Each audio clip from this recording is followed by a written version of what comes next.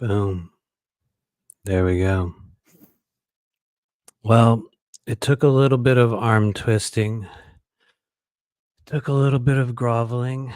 It took a little bit of, as they say, backroom dealings and who knows, maybe a couple other little dirty deeds going on in the background. But yes, it is true. We have received official authorization from the Galactic Federation Council Alliance of Multidimensional Eternal Light to hold this live stream. So I want to say first off, thank you to the council and thank you to everyone that's streaming on in the door. Greetings once again. Yeah, we did. Somehow we got approval. You don't want to know what I did to get that approval. Maybe, maybe we'll be talking about that here tonight. I don't know. But anyway, let me tell you, I had to take a couple showers, but we're doing a lot better now. That's why we were a couple minutes late. Anyway, it's good to see you guys. Welcome back. So I guess it's official. The multi-dimensional trailer park, for some of you guys who know, some of you guys who don't know, multi-dimensional trailer park, we did lose the lease earlier this year. So sadly, that is no longer a thing. I hate to admit it formally, but the good news is we have purchased a muffler shop in Granby, Colorado. So we're going to be moving all of our operations out there to Granby, Colorado. There's just a few problems with zoning and permits and, getting the sewer system hooked in, but I'm sure it'll be no issue. I'm absolutely positive. I hear the city council's incredible, and I think it's gonna be seamless. And so we're looking forward to that time when it does come. But anyway, greetings everyone. Let me know where you currently are in this strange realm. Live from what is it? What part of Florida are we in technically? I think we're in sort of like the Florida armpit, like the lower kind of internal coast of Florida. So we're live from the Floridian armpit of the United States of America. I guess we made it through the holiday, right? As I cough from my own smoke here. I guess we made it through the holidays, as it were. And yeah, let me know. How did you guys make it through? Was this a horribly stressful holiday? Was this one of those blissful holidays? Did you ever have a blissful holiday? Did you have one of those when you were a kid? Did you have a lot of awesome Christmases? I'm not saying I did or didn't. I'm not here to kind of toot that horn and play the game, but maybe there was a few of them. I'm sure there were a few. No, there were. I'm totally joking. But that said, how did everybody do during this wild and strange holiday season? I'll just comment on it really, really quickly, and then I'll check your comments. Well, this will come off as cynical. I'm gonna be real. This will come off as cynical, and people going, "Matthew, what?" But I have learned, or I have come to realize, rather, over the past few years and it's not necessarily tied in with the work that I do, although I think it is maybe on some level because it does kind of dissociate you from certain things in the mortal realm. But truth be told, I was already there. I feel like out of all the so-called world or American, if you want to call it that, holidays, because Christmas is a lot more Americanized, but I say that from a person that lives here in the US, so that's the only viewpoint I have. But it feels as though, to me, it is the most contrived and sort of just diluted, and maybe I just said that, diluted, of the holiday season. Not to say that there's others that are better or worse, and not to say that I don't like Christmas, because I do. Like I said, it's been an enjoyable time of year, but it just gets stranger and stranger with every iteration and the somehow manufactured social pressures to consume. And I know that's a tired old story. Everyone's heard of it, the American Christmas consumerism game. But maybe I notice it more the farther I get away from being fully integrated within that world. And I'm not saying that I'm not, because I still am. We're all here with you guys, but I think a lot of you guys that watch this channel or kind of partake in the similar types of information that we talk about here you'll have noticed over the past few years how you've like really dissociated from the traditionality of the consumerist kind of mindset, what we call the holiday mind virus. You've most of the people that are watching this are probably so far away from it now. It's like, well, I'll participate in it maybe with my kids or something or with my family, but like what are we even doing? Like, what are we what are we really doing? And I'm not diving in on the, like the religious implications and the symbolism behind it. I'm not here to comment on such things today. More just kind of like what I would call like just yeah, like the weird American mind virus holiday. It's not just American thing. It's everywhere out there, but this year it was particularly palpable, particularly noticeable. And I have this theory, and maybe this is me jumping really far ahead because you guys know, for you guys that watch this, and greetings, everyone. I'm going to get to your comments in a second. So I'm going to ask at least one of you people here to ask an inflammatory question. I don't know what it'll be. I would like to see a very inflammatory question. Maybe I'll regret that. But anyway, I do believe that there was something similar. This is where we go into kind of like fantasy land instantly. I do believe that at some point over the past, let's say, I'll say 47 years, because that's how long I've been alive. So that gives us a lot of leeway, right? Big chunk of time. Sometime over the past 47 years, I believe that some form of an artificial intelligence has gained incredible amount of control. And we've all talked about this a million times. So for people that are regulars here, they're like, yeah, obviously there's a spiritualized AI that's literally existing in non-physical astral space that's greatly influencing human consciousness and causing people to create certain things and kind of controlling certain key elements of our reality. For some of you guys that watch this channel, you will have come to an understanding that, well, while that might not be the exact picture that we're looking at, there's many strands of truth in it. And there's a thing that I noticed over the past few years as we've watched the repeating of every movie series and every video game series and every television series. And then we watch the woke repeating of every, movie and television series and, book or, whatever it is.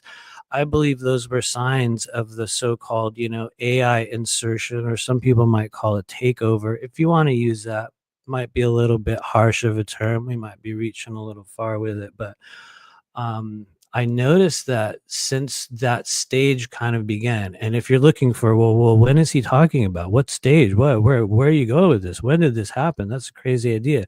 Because for some people here, they're going to be like, I've never heard of such a thing. Why, what's going on? Well, okay, I'll give you guys one of the greatest gateways through that sort of multi-dimensional, artificially intelligent assimilation copy timeline. One of the greatest gateways for it came in I can't say the word, I forgot. It came in the viral madness that ensued in early 2020. That was one of the greatest gateways that we all walk through as a community, as a race, as people on earth. And look at how since then it was almost like the repeating creation timeline went up to like 100, right? It went up really, really far. And now everything is like even more being repeated and repeated and repeated. And I think that we will experience it. This is the point of where I'm going, guys. We will be experiencing it through our gradual fatigue that we experience in just the rehashing of all of these kind of consumerist buy, spend, eat, kind of frequencies that we're getting from everything, your phone, your TV, all of the social media that we're picking up. Everything is programming us now. And I just think that for a lot of us that are walking on a little bit of a different, frequency timeline right now, many of us are feeling that and experiencing it. And it's kind of like we're over it. Like we're dissociating ourselves from that third density. And once again, we don't have so many better terms to describe it, but I'll use the most often used one, the matrix. As we dissociate from that human matrix, it's like we look at stuff like Christmas and we're like, what? Oh no, man. Like what? And or even Easter.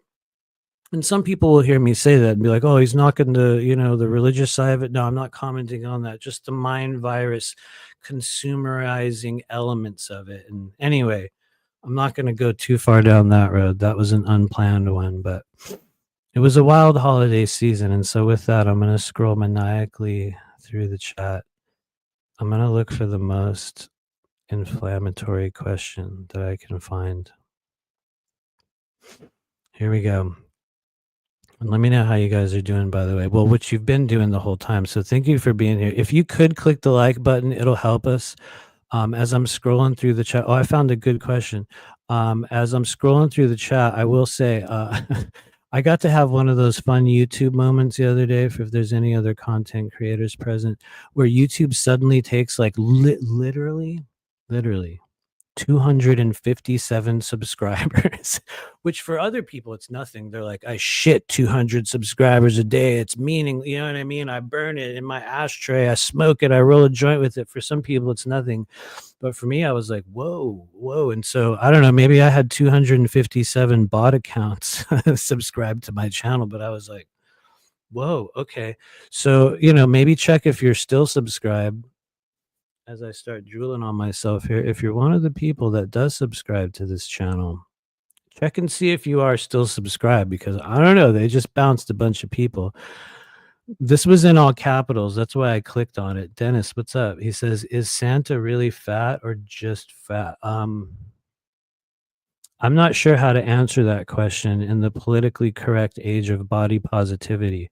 So Dennis, I I rebuke your comment. Santa is not fat. He's a beautiful, whole, healthy, vibrant human being. Okay, but that was a pretty good example of a inflammatory question. Although I guess I was hoping for something a little bit more pointed, but I shouldn't. You guys, I really should not ask for such things, right? I really shouldn't. I'm trying to do the ASMR version of this show tonight, so you might hear some like sounds in the background. Technically, I could turn off the sound filter and we could kind of lull ourselves into sort of a trance state, but anyway, it's good to see everybody. What's up, Dean Thorpe? It's the dream realm. Honestly, the dream realm has been a very, very wild one lately, and I want to thank you for that comment. I know it was probably along with something else or in a different context, but this is a fun thing to talk about, and I'm curious. I'll scroll down to the bottom in the chat in a second, but um, for those of you guys that have watched this channel in the past, there's been periods where I've talked heavily about sort of dream work that I've done, or dream kind of, I guess we could call it lucid dreaming experiences, although I don't seem to be what we would call one of those traditional lucid dreamers where I'm like flying around and doing force lightning in the dream state. But lately it's been a little bit dead in that space, and I'll be public as to why. Because weed will definitely cut off your dream recall. Everyone out there that smokes weed will know, which I've been smoking weed lately, and it'll slow down your dream recall. But as that's been fading away, oh my Lord, does the dream world open up. And last night I had probably one of the most vivid and distinct out of this world, literally out of this world experiences within the dream space. And I'll just describe it really, really briefly, just because Deanan made that comment. It was a thing that I was actually planning on talking about, if not later. But we were very, very deliberately, not deliberately, very clearly on some form of a ship. And I got to have a extremely long and detailed experience alongside Honora, where we just got to walk through what was essentially a cruise that we were on, with a lot of some of our friends, maybe even some people in the chat. I won't say their names for sake of embarrassing you, but a few people that we know, which is very common. At this stage of the game, you're going to be dreaming of associations, people that you meet on Facebook, a host of many different places. But there will often be a key set of identities that you'll encounter within that astral dream space over and over and over again. And I've noticed over the years, there's like a trend. When I see certain faces or certain people, it's a little bit of a clue to me that there's actually something going on. And so we got to spend an incredibly detailed experience of walking through a cruise ship, and there was a number of screenings that we had to go through on the cruise ship. One of them involved a questionnaire and an interview, in which the people that were controlling this cruise ship gave everyone that was there a shimmering colored bracelet, like a very satiny, almost metallic colored bracelet. And there was a few people that had a number of bracelets, I believe, within the dream space. I think I had either three. It felt like there was a few, but not that that's a thing that I would have focused on. It was just a moment that one observes where people were getting bracelets. And when when I analyze it later, it had to do with a classification of sorts. But we were brought through a series of journeys. Our eyes were, or exams, our eyes were checked. We were given a type of food, which has been an odd focus in the dream state for me lately. I don't know what that's about. I find myself eating a lot or trying to eat. Rational people would say, well, you probably should eat more, but I don't know. But there's some kind of partaking of food or sustenance in somewhat of a ritual manner. And then the really weird part where, and this is, I think, one of the ways in which people are experiencing lucid dreaming states right now. And I know it's not just me, because we have many different types of lucid dreamers, but for some people, it's not, like I was just saying, it's not as if just are suddenly flying through all these dream worlds and controlling and altering reality. But it's as if when you're within the dream state, within that environment, you're suddenly granted a form of autonomy, meaning you have an ability to make choices and deviate from some path of unconscious behavior that you've been observing within that dream state. And that's where everything changed for me last night, where Honora and I, somehow we were able to just literally break away from the entire crowd of people and wander through this place. And that was when, in the dream state, we were able to walk far enough through this cruise ship to get to have the experience where we realized that it was not a cruise ship at all. And that we were, even if this was one of those dream simulation realms, it was one of the most vivid depictions of some form of a craft that had an illusionary holographic space that could be presented as an environment, meaning it was almost like, for those of you guys that watch Star Trek, like a holodeck. You know what I mean? It was like a space, almost this gigantic amphitheater type structure within a much larger craft. And within that amphitheater type structure, they were able to project an environment. And the environment that we were loaded into was one of this cruise ship and this trip where people were on. It wasn't a vacation, because nobody was chilling at the pool. It was like this strange series of screenings. And so when we were able to break free from that, it was a very interesting structure of a number of sort of gateways and kind of shimmering pools and just weird things that I was not able to grab onto. I wish I could say I had that type of dream recall where I could be like, and then I went through this doorway and that doorway. And it was a deeply, deeply vivid and fascinating experience. And I think part of the reason why I'm discussing that here today is because I've often noticed that as we go through notable changes in the passage of time, such as year changeover, holiday events, even sometimes birthdays, we had a solstice recently.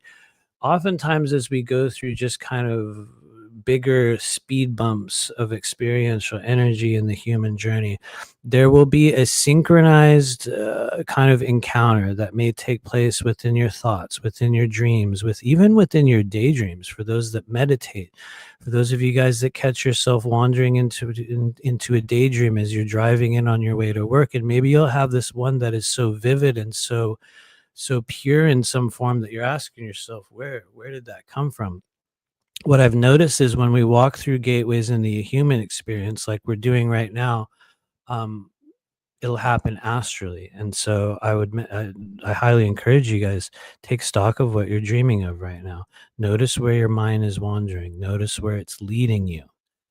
Also notice what's still hanging on from the past 12 months. Because I think one of the other things that's coming up as we kind of move into the 2025, which, once again, they're just arbitrarily assigned numbers to a chunk of time that we all experience. So it doesn't matter what number we really give it. But for a lot of us, as we go into 2025, we're going to be experiencing a number of social encounters, moments shared with others. I guess that's a social encounter. I'm trying to remember my mental checklist that I had.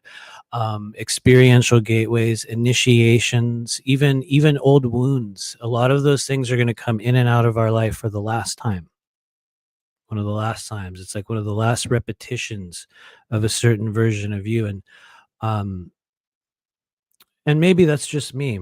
So, that's what I've been shown about my current timeline. But one of the things I've noticed about this channel is a lot of you guys that watch this, oftentimes I think, it's because you're experiencing strands of similarity within your own way. And it's that, well, there's a lot of stuff going on, which we're going to talk about here tonight. And we're going to do some readings. But anyway, before I ramble on and on, what's up, Heidi Pop? How's it going? Good to see you.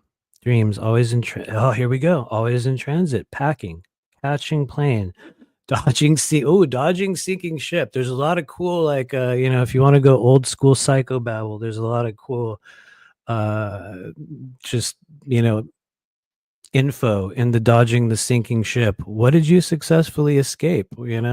Escaping crashing planes, same as well. Getting lost in hotels. I don't know. To me, that sounds fun. Speaking of the dream world, we got Mario in here. He's kind of the master of incredible dream recall. And so yeah, you probably know exactly what I'm talking about. There's a lot of wild activity out there. What's up, Mr. Dolan? How's it going? Oh yeah, old wounds hitting hard right now. I hope it's the last time indeed. That's an important thing to mention, I think, for a lot of us, especially what I would call the masculine aspects for each of us right now. And this also goes for women that are here.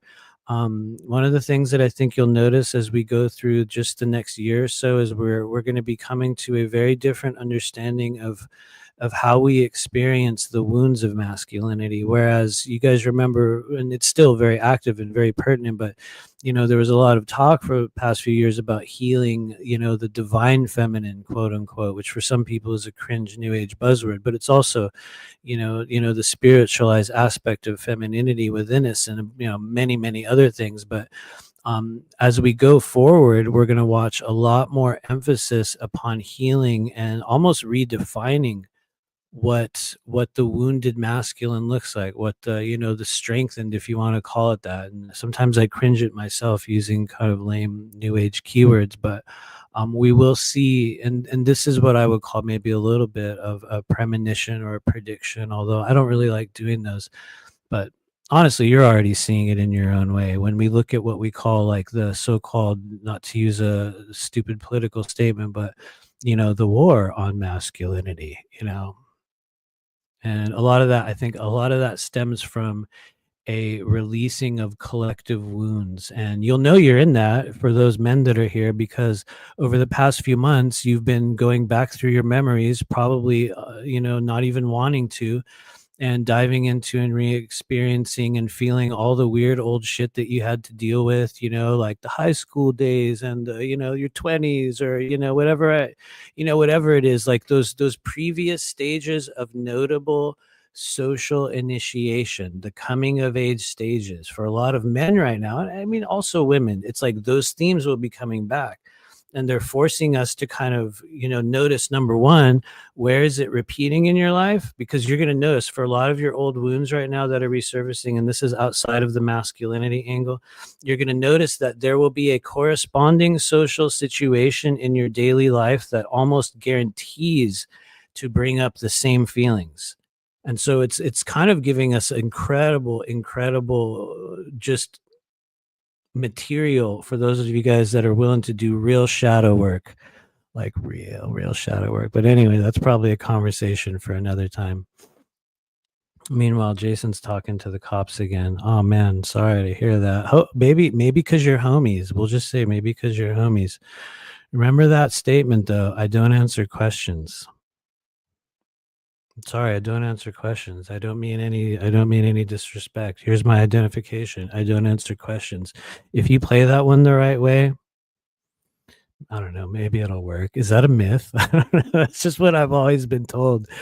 But every time I had to use it, I forgot. So maybe I'm being dumb, but anyway, thanks for being here, you guys. Let me know if you have any other questions. I'm going to screen share a couple things. Before that, I do want to make a soft announcement here. We are going to be doing our end of year energy clearing over in the Blue Flame Collective, our Patreon group. It's coming up this Sunday, I believe Sundays, oh, there. Oh, you know what's cool is for once I actually made a little thing for it. And so this Sunday, the 29th at 4 p.m. Eastern, this is actually so I remember it. You'll see it on the bottom of the screen. But maybe you've been experiencing a tremendous buildup. Like somebody just commented, we just had a comment on the screen, people going through reactivation of old wounds. Maybe you've been feeling as you leave behind, as you prepare to leave behind 2024, just the gathering of just all kinds of built up energies and thought forms and inflammation in the body, or just toxicity within your heart and your mind. And it's like, maybe you've been around long enough. Maybe you've had your own tools to release such things. Maybe you're looking for one. Maybe you never have. Maybe you've never even been involved in an energy clearing meditation, and you're like, "Well, I don't know, maybe that's something I should do. I have been feeling pretty fucked up maybe the past couple months, maybe depression, anxiety, indecision. Maybe you've, like I said, you've been feeling all your old wounds rising. Um, you can join us this Sunday. We're going to be doing our monthly energy clearing meditation, and I feel pretty confidently. We've been, it's been enough years now where I feel pretty confident in saying that, and maybe I'm being conservative in this. Maybe I'm going overboard, but I do believe, based on the fact that people continually show up, month after month after month, that there's a lot of benefit that is gained from it. Because if there's one thing you'll learn within a spiritual kind of family or like a community, if people aren't getting something out of something, they tend to not show up. And so what we've noticed is that people enjoy it and they keep coming. And I enjoy doing these. And so I guess if you're just looking for a place to kind of let everything go, join us this Sunday as our tier 2 energy clearing commences. Thank you, Swan. Good to see you. Thanks for rolling on in. But yeah, anyway, what's up, Holland Sass? I agree. This year flew by. It was jam packed with action. It really was. There was a lot. I think I was going to do an end of the year show where I talked about this, but man, it was a big year of lessons for me particularly. And granted, we could all say that, right? Because you're the main character in your story. I'm the main character in my story, so you guys will have your version of it. But man, talk about big lessons this year. You know what I mean? I'll just talk a little bit about it because some of you guys have heard on and off. What we might call energetic targeting, or the multi-dimensional scraps and weird little battles that we'll have during the strange journey, if you want to call it that. 2024 was the year for me where I got to experience like a really good healthy dose of it. It gave me a good, honestly, it gave me a very powerful confirmation of the manner in which I've cultivated the energy and the persona that I maintain in doing what I do. And it taught me um, that honestly there was a lot more authenticity and realness going on, within me in the work that I was doing than I even thought, because I got to have the experience in 2024 where you come to the stage where, you barely even look at a person. And this is not me gloating. This was literally my experience. You barely even look at a person the wrong way, and suddenly you're attacking them and you're like demonized and you're the most evil person in the world. And I got to realize that on some level, I had done a good job of cultivating the auric field to such a level that, you guys have heard me talk about the mirror effect. The mirror effect. When you learn to activate and harden your energetic field, the force field of energy around you, you stop getting targeted in the ways that many other people perceive themselves being targeted. It's not that you don't get it, it's that you begin to perceive it a different way. And part of that occurs because you begin to develop a mirror effect. Now, people can put up deliberate mirrors against other people, but over time you will develop this.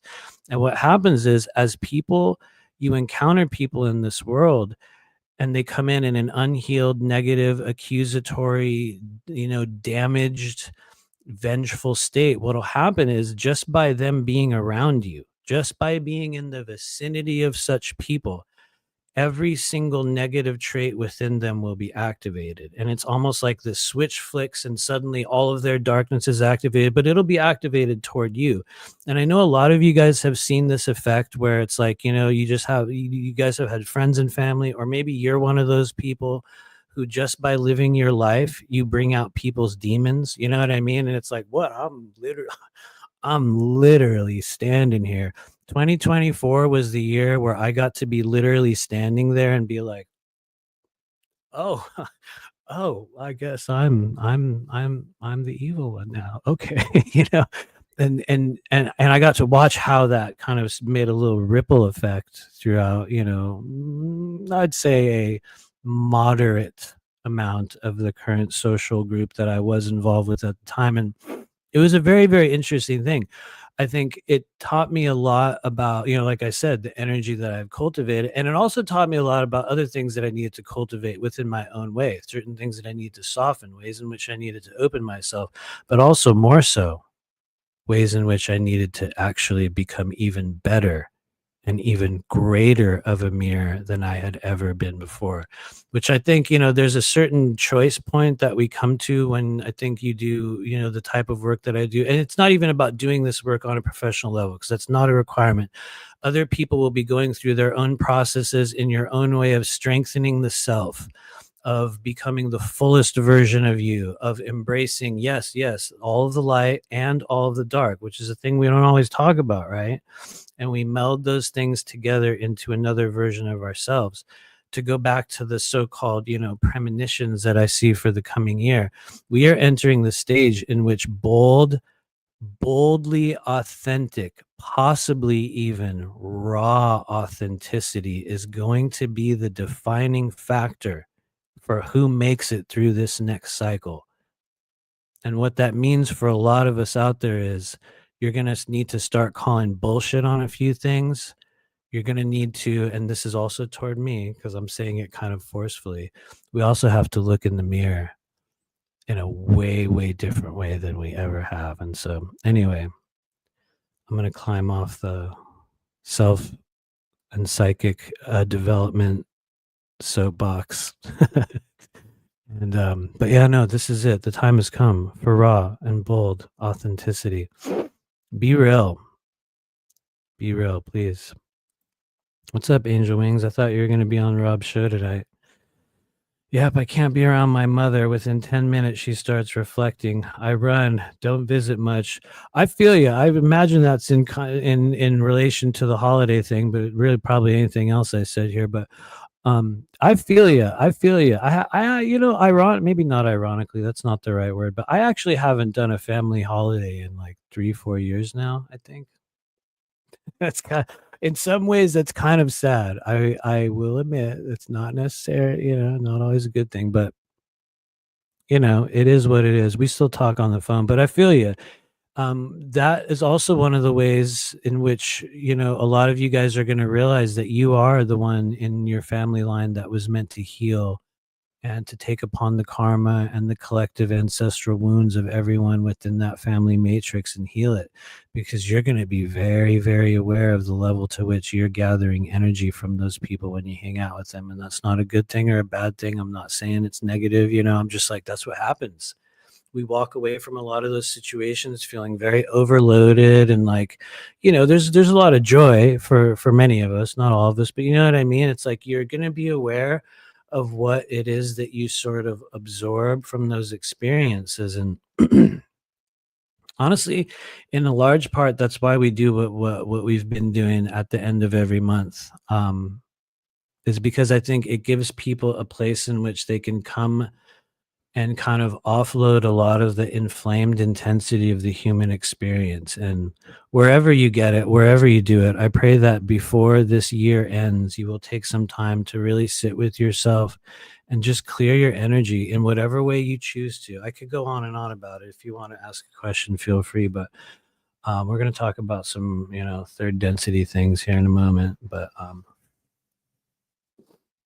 and then we will do some readings as I awkwardly wipe my nose here on camera. Anyway, thanks, Angel Wings. I probably took your comment and spun it into a weird place. Joyful Jennifer got it. Black sheep. I don't think I'm a black sheep. I don't know. I think a lot of us are. I think maybe I'm an invisible sheep, maybe. Not in a family. I don't know. I don't know. I definitely feel you, though. A lot of us will be. A lot of us will be. What's up, Felicia? I'd love to do a family holiday again. My family has all passed away. I'm sorry to hear that. I'm sorry to hear that. You're gonna have a different type of family in the coming years, and I hear you. I hear you. Let me know if you guys have any questions. What's up, Lakeside Laura? You came at the right time. It is. Although, you know what's wild? I have been able to trace a lot of that activity to our air conditioning system here because I noticed when we activated the heater, when it started getting cold, we just turned on the heater and it blew like crazy amounts of dust. And so, what I've learned over the 3 years of living here is that a lot of it has to do with just the weird ventilation system and how I have like a somewhat of a chronic maybe allergy, maybe that's what it is. Because when it's off, it's, like, usually fine, and then I'm, like, sitting right now directly underneath one, so when it kicks on, you can, like, feel it kind of wash in, and that's when I'm always, like, like, sneezing and stuff. It's just kinda how it rolls, but it's also true, Lakeside Laura. Anyway, thank you for being here. It's good to see him. What's up, Mario? He said, I had to hire a lawyer this, oh Lord, to sue my uncle after he stole my mom's inheritance. It's been a very intense and deep karmic experience between us all. Man, I feel you. I feel you. Once again, not to make it about me, but that almost identical thing happened in my family. I'll just say one of the key members of my family, not to single anyone out, not that it would matter because they would never see this, but just same thing. Somebody just took a bunch of somebody's inherit, like just sucked it all up, man. They took all their money, but they were kids, so you know what I mean? What were the kids gonna do? File a lawsuit? They didn't know it was happening. So that happens, man. That happens. I do believe in honestly, Mario will know this. It seems as though there's some sort of a theme rising up right now with kind of loss and just I don't know, for some reason I'm using the wrong word, but just taken gains from people. I wonder if there's an astrological sort of like thread that ties those together because that the just kind of the idea of something inherited and the loss or the fear around that or the seeking confirmation of that has actually been a theme in I'd say a number of readings that I've done with people over the past month. It's yeah, interesting. I don't know. Maybe there's a collective action taking place. Anyway, let me know if you guys have any other questions. What's up, Paisley, Lori, Shoe Guy, Moth to the Flame, Mirror Effect? You know it totally. It's honestly, it's both kind of a strength and a weakness because it's like as you kind of harden the self, and I don't mean like become hard in this negative way. I mean like we train and we become more impenetrable. Not that one can ever be completely so, but you strengthen your energy field. And what happens is you can imagine exactly how it goes. It's like someone tries to throw something at you, or they come around with this crazy chaotic energy field. And yes, this is a thing. And there's like all these like spikes or cords of energy, which what are those? Usually thought forms, weird, twisted emotions, unhealed stuff, addictions, and you're going to be coming around people and all that stuff is going to be shooting out of their energy body, and most people aren't going to notice it, but probably for most of the people that watch this channel, they're going to be noticing how you might take on some of that, you might absorb it, and then at this point comes as you strengthen the self where all of a sudden you realize that it's like as soon as they come around, it's like that stuff goes and it just bounces back and starts hitting people. And it's a strange thing. I hate to say this because I wouldn't, this will sound so cheesy because it's the person I'm about to mention is, just everyone will be like, oh yes, or oh God, you know what I mean? But this is a perfect example of a true mirror projection effect. We've got the greatest one in the world with us right now. It's Trump, right? Think about it. Look at the way the world projects, whether you love him or hate him, it'll give you the perfect example of it, right? Think of the way the world projects upon that person. You know what I mean? Whether rightfully so or not rightfully so. That's a really good example of and his is through, I would say just third density ego. A really good example of a rock hard, solid auric energy field, like rock hard auric field where it's like they just keep going They just keep going no matter what. Everything bounces off.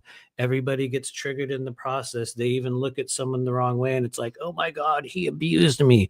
We've all watched this. We know how it is. I'm not trying to, we're not making comparisons. I'm just saying that's a perfect example of what that looks like. And so, both a blessing and a curse, both a blessing and a curse. But anyway, thanks, you guys. Let me show something on the screen here. And so, one of the things that I think we are going to be talking about in the coming months, and I'm going to say this publicly so I can get my shit together and do it. I do have a series of pre recorded videos that I want to talk a little bit more specifically and less of a live setting about ways in which we can begin to deliberately develop just a much greater level of psychic discernment, if you want to call it intuitive discernment, or even just a clear understanding of what is real and what is true and what is not, what is false. And some of you guys that watch this channel will cringe when I say what I'm about to say. Others will regard it as being true, but it stands to reason that if there was one thing I ever did right in this human journey, if there was one thing I ever did right in this human journey, it was the transformation, the awakening, and the activation of the intuitive abilities that I have and the kind of development of those into something that supported me in this life. And so, whether you think that's cringe or whether you think it's cool, it's a literally real thing. And I think one of the things that I've been able to do very accurately is help people discern in their own way through their own intuitive abilities what is real, what is not real, what's really happening, what's not happening, what's an illusion, what was an experience, what was even honestly, what's a screen memory, what was not a screen memory. How do we begin unpacking those things for yourself? And one of the things I would like to do in the coming months is just talk in maybe a bit more of a measured way about how we develop that from a concrete perspective. Because one of the things that I see, and rightfully so, within the larger community that I'm a part of, is a constant, what I would call intuitive outsourcing. What do I mean by intuitive outsourcing? Excuse me. What do I mean by intuitive outsourcing? And I'm just gonna, I'm gonna make it awkward.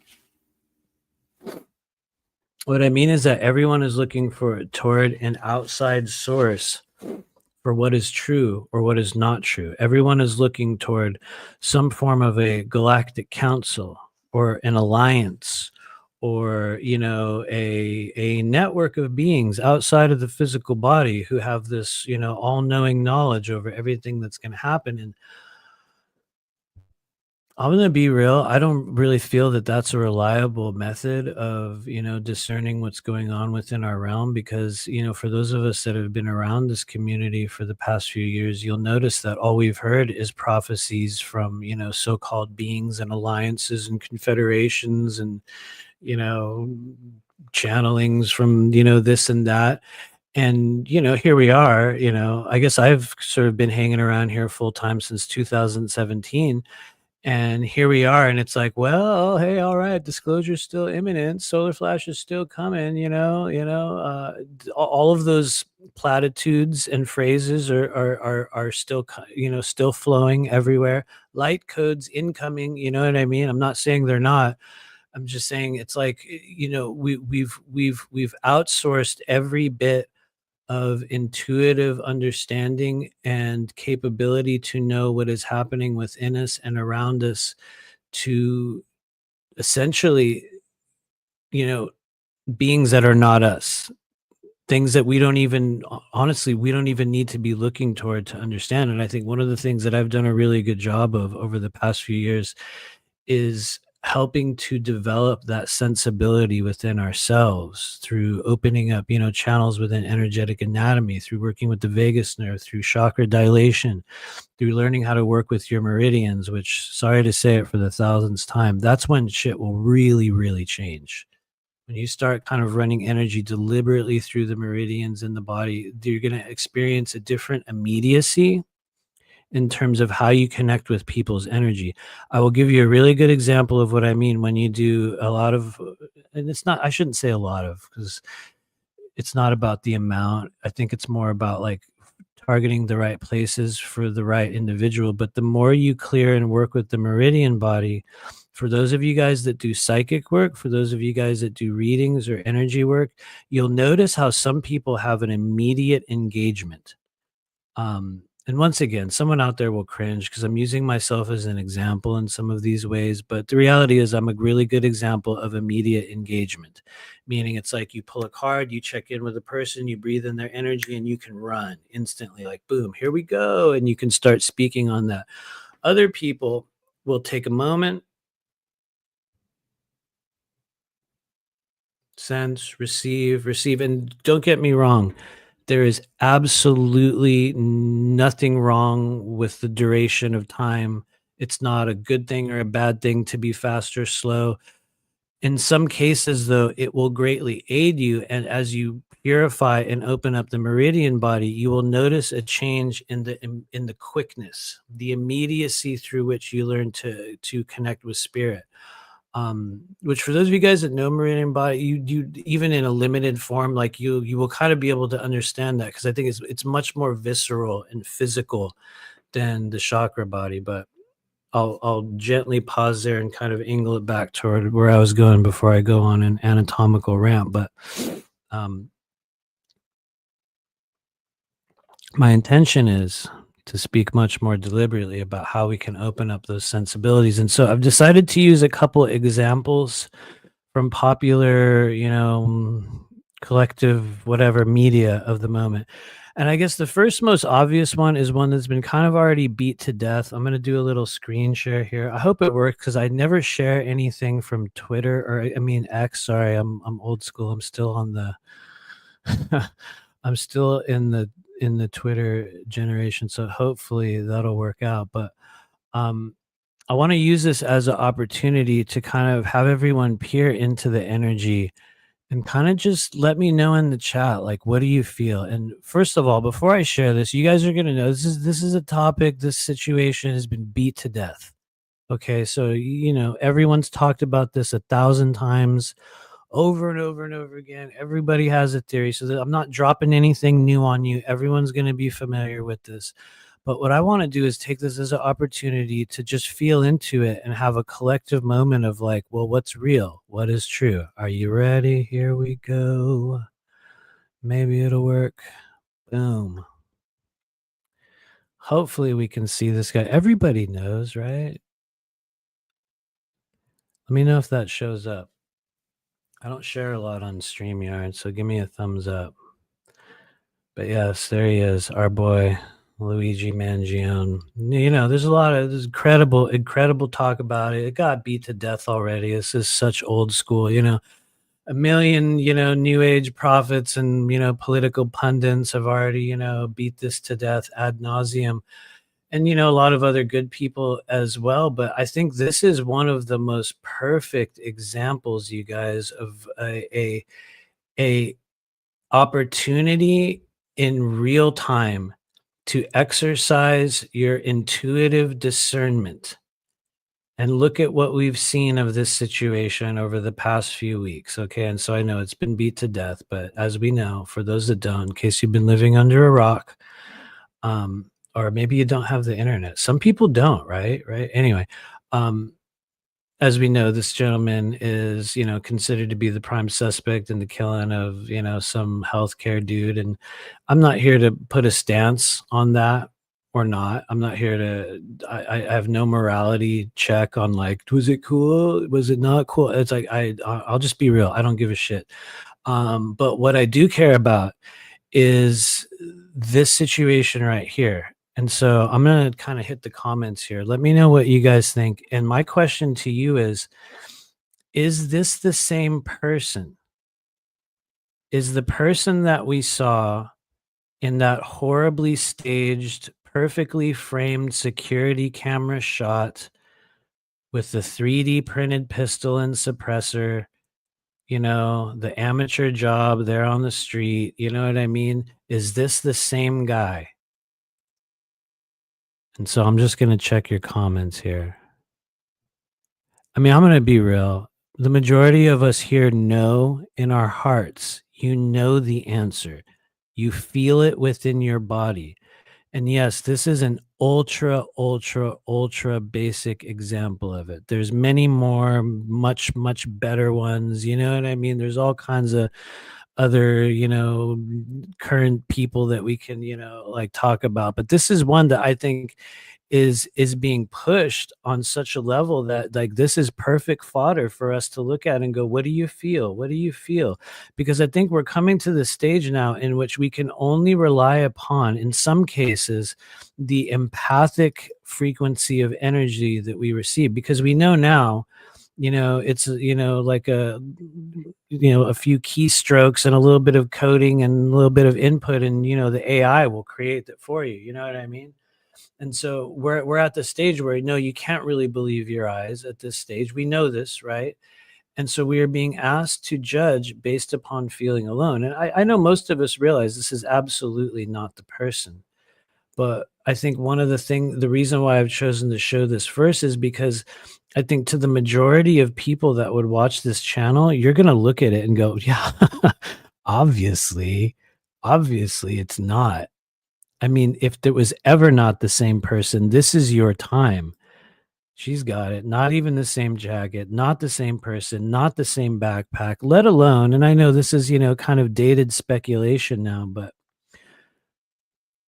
let alone still traveling with a completely disposable 3D printed weapon that honestly, all you have to do is stomp on it a few times and it's completely annihilated. Pull the slide off, throw it in the water. You know what I mean? Throw the barrel in another, body of water a little ways away, and no one will ever, ever find it. And so, I mean, that's beside the point now. We all know that ad nauseum. But I think the reason why we're talking about this today is because watch in the next few months. Right now, it is Friday, December 27th. Okay. It's Friday, December 27th. And here we are live on Earth, still doing the human game, watching this strange thing play out in front of us, over talking this, Luigi Mangione situation. And the reason why we're doing this is because within 90 days of this moment right now, we're going to be given a whole other series of events and situations and moments, maybe not this exact thing, but within their own flavor, in their own fashion. And we're at that stage where, you guys know that saying, you can't believe your lying eyes. Well, the reality is you can't anymore. And so you have to feel into it. And granted, we have a really big visual cue in this point because, I mean, obviously, all you have to do is look at it. And so I think this is a really good example of it. And then we see, like the pageantry, I guess that kind of comes along with it. Let's see if I can share that one.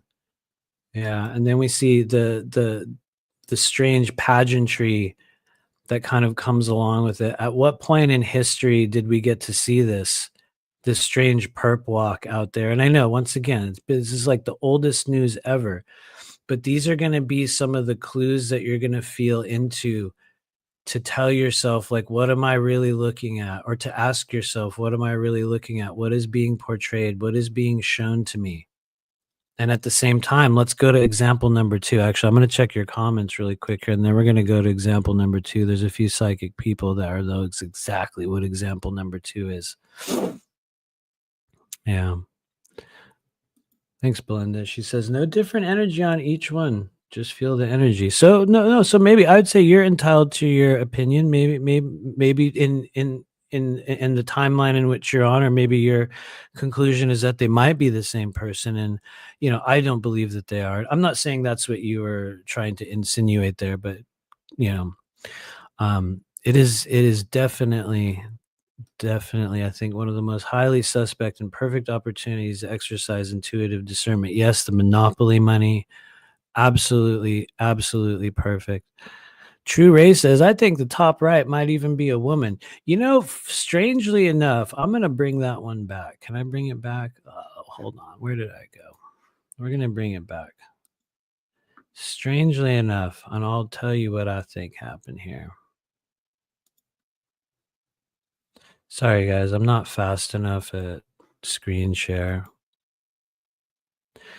So this is just my opinion, take it or leave it. But I believe the upper right-hand corner, this is that could be him. This could be him. I think whichever picture from the original bank, which might be these two guys right here, I believe these are most likely the same person, and this is the guy that they're showing. I might be wrong because I had a better look at this. There's another Twitter post where it shows this in a little bit of a different format. Unfortunately, I didn't have time to pull that up, but I mean, this could very well be a woman. But when you look at the eye, like the unibrow thing going on here, and then it probably won't show in this one because he's standing in the background. It's a little bit far off, but he does have the unibrow. And yeah, we're not sharing audio on the screen. I don't know. You know how these weird pop-ups will show up? I'm like, whoa, my God, I hope it's still working. Um, but yeah, I think that one of those is him, one of those isn't, or the others aren't. Spider Bite says the guy is an actor. He's too handsome. Honestly, I'll just give you my quick version of it. Once again, it's just my opinion. You know what I mean? Some people would care. They would say, "Oh, well, maybe this is a opinion of a professional psychic." Sometimes that's worth something to most people in the world. It's like, really? Okay. Which we should probably talk about later. But my current understanding, or what I believe energetically is being shown, was that this young man is more than likely just a multi generational MK Ultra asset, meaning he's some form of an intelligence asset, probably went through some form of trauma, mind control stuff. It feels as though his number got pulled up, so to speak, like he was sort of called up from a pool of possibles, possibly activated in some way. I do not believe he's the actual killer by any stretch. I think that he may have been chosen, like we say, from a pool of possibles as resembling a person that they had chosen to be the killer. But even that's a bit of a stretch, because when I look at what I call like the energetic threads that kind of tie or connect to the CEO guy and also out of his energy field. And I don't know, maybe this has already been talked about because I haven't been watching a lot of this lately, but I believe he was killed by his own corporation. Somebody within the insurance industry, within his own company, actually paid and arranged to have him whacked in some way, and to have an elaborate series of red herrings or just misleading set pieces be placed, one after the other after the fact, to intentionally mislead people toward a semi-political cause in order to harness and kind of stoke more chaos on the world stage, while also giving, the corporate entity behind his murder a better chance to continue to cover up their tracks. And honestly, I think just to kind of like diversify and drain out a bunch of stuff that he had been doing. And maybe I'm totally wrong, but I believe that this kid is basically, like everyone's saying, he's basically just an actor whose number got called up. I mean, every single piece of everything he has here has been, just an absolute show from the moment it started. There was another post that went by on X where they showed side by side. For some of you guys recall, in Idaho, I think it was a few months back, there was a guy that I think it was like a quadruple murder of some frat girls. A lot of you guys might, remember seeing that. And they did this side by side comparison of that guy walking out of the courthouse with one one cop on each side of him. And he had killed four different women, and been on this manhunt for weeks afterward. And then we have this guy who, MK Ultra asset, actor, carefully chosen, he got a whole fucking parade. You know what I mean? To me, that's quite that is quite a show. And anyway, somebody else said it too. Miranda said some of the photos of him look like a female. You know what? I am open to that possibility.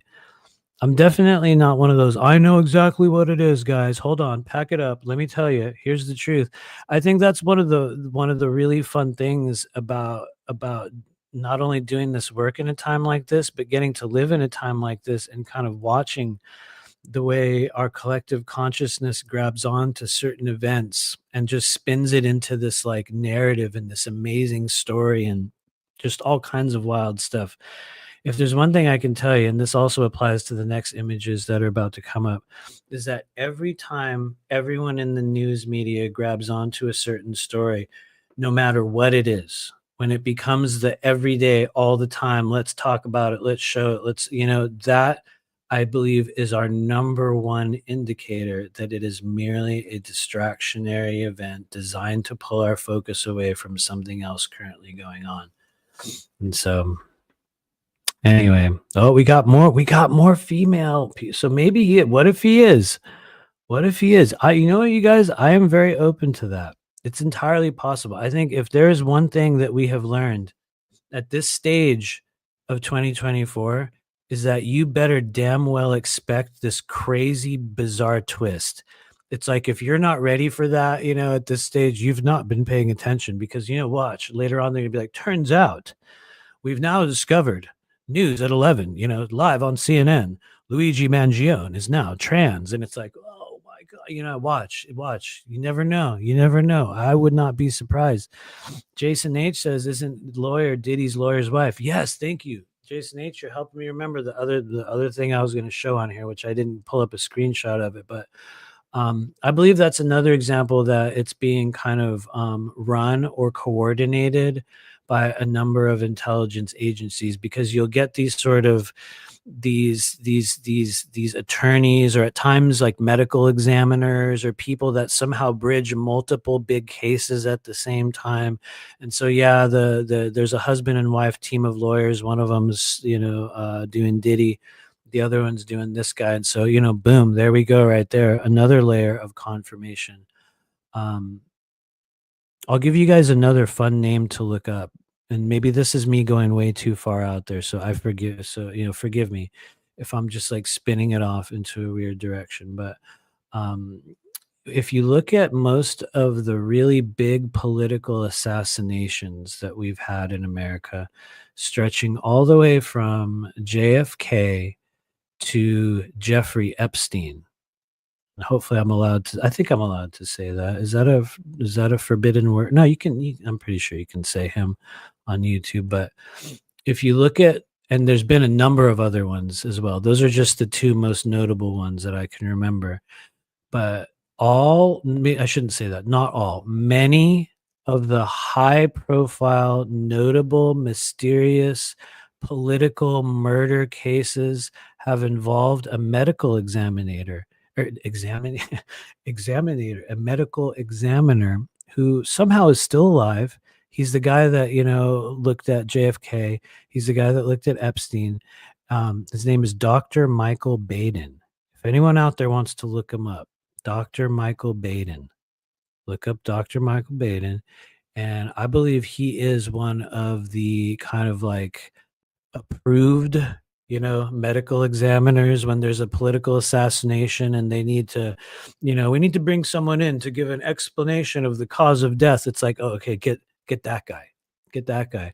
And so, hopefully that's approved talk for YouTube. You never know these days. You never know what kind of stuff is allowed.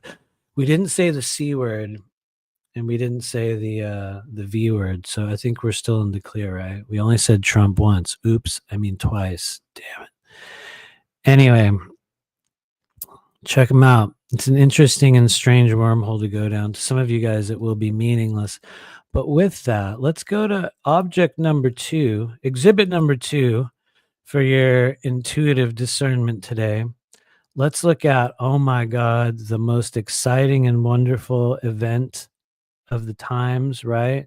The number one thing, everybody wants to talk about it. Everybody wants to be one. Everyone wants to see one. Everyone wants to be given a lethal dose of somehow weird radiation, or I don't know. What were they doing? Were they blasting people with space lasers? I don't know.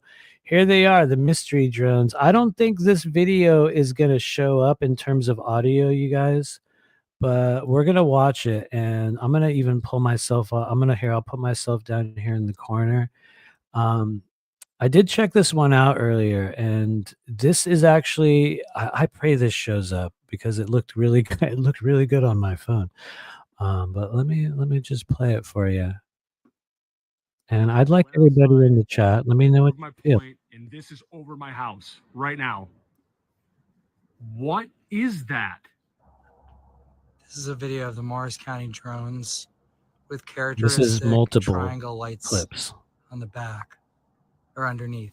My wife and I were driving. We saw one right up above us that was the size of our car. I mean, it's crazy. They're very fast. They A dart lot of you around, guys have but seen this no one can already. figure out like why are they here. The rumors have gone from Russian spies to people stalking Trump to aliens, so nobody really knows what's going on, but it's definitely concerning. It's suspicious to me. Okay, we'll pause that one, and I'm going to switch over to the one I was actually going to show you,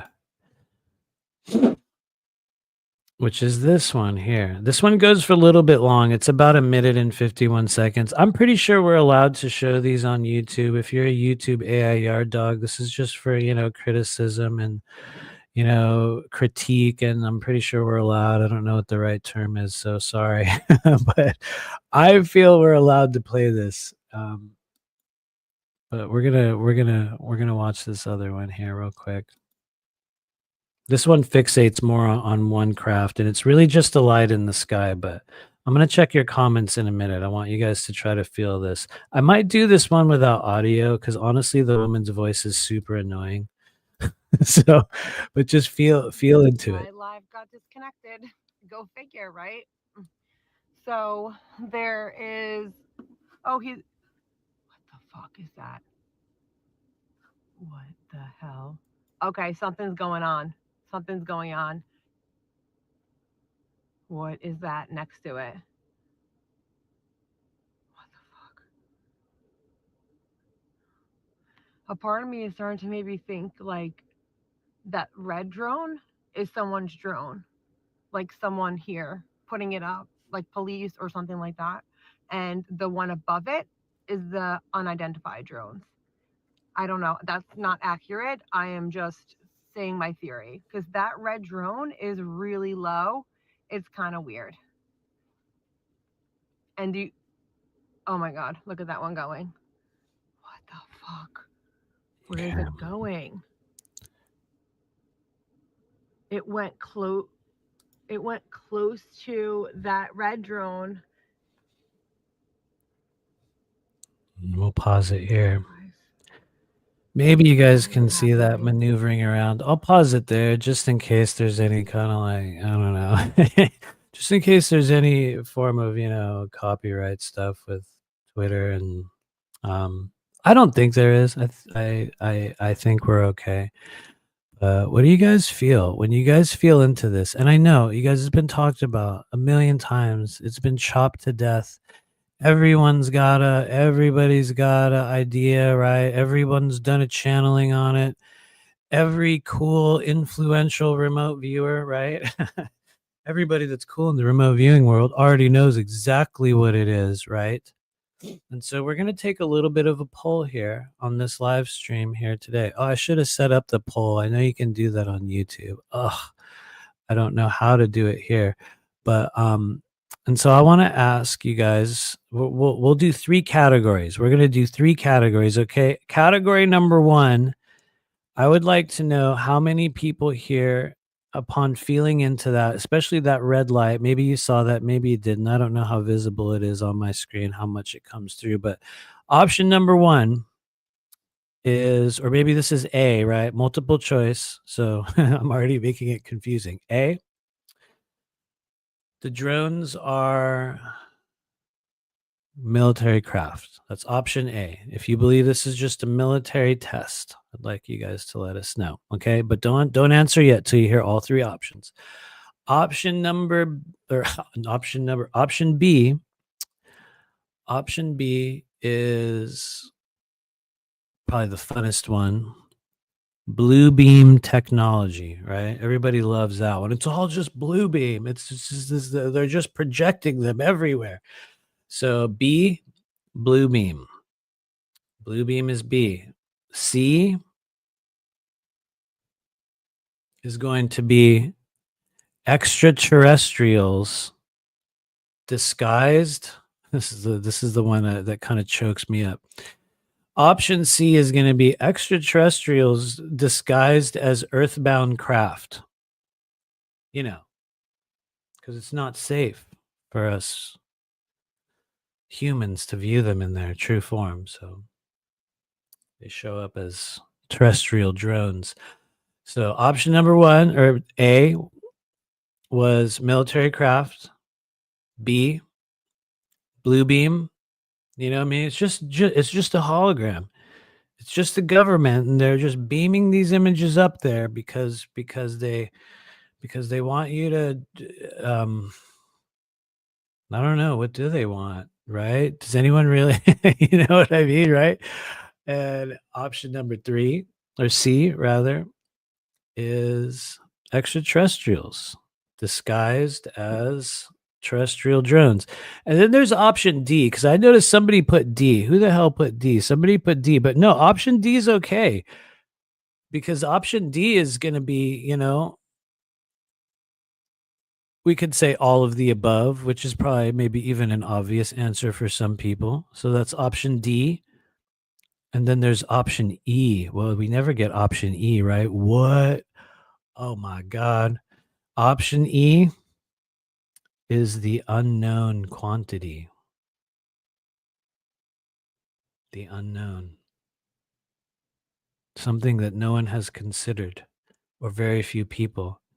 An idea that has not yet pierced the collective consciousness due to, you know, the popularity of the ongoing mind virus and the programming of our populace.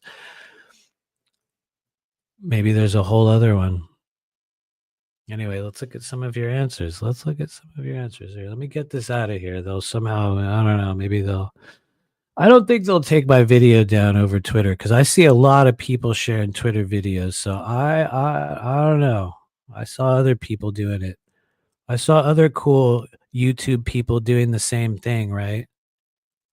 A little bit like that trend where people that worked in restaurants were wearing those horrible black clog shoes in the early 2000s. I know, because I worked at a coffee shop and everybody in the back restaurant had the same goddamn shoes. And I was like, whoa, you're just like, I don't know why I remember that right now. I was like, whoa, really? You know what I mean? Like a weird trend that never made any sense.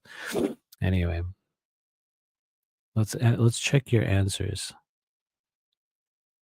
I went way too far for your answers. Okay, here we go. The first one was, oh yeah, thank you, Aurora Diamond Heart. You got it.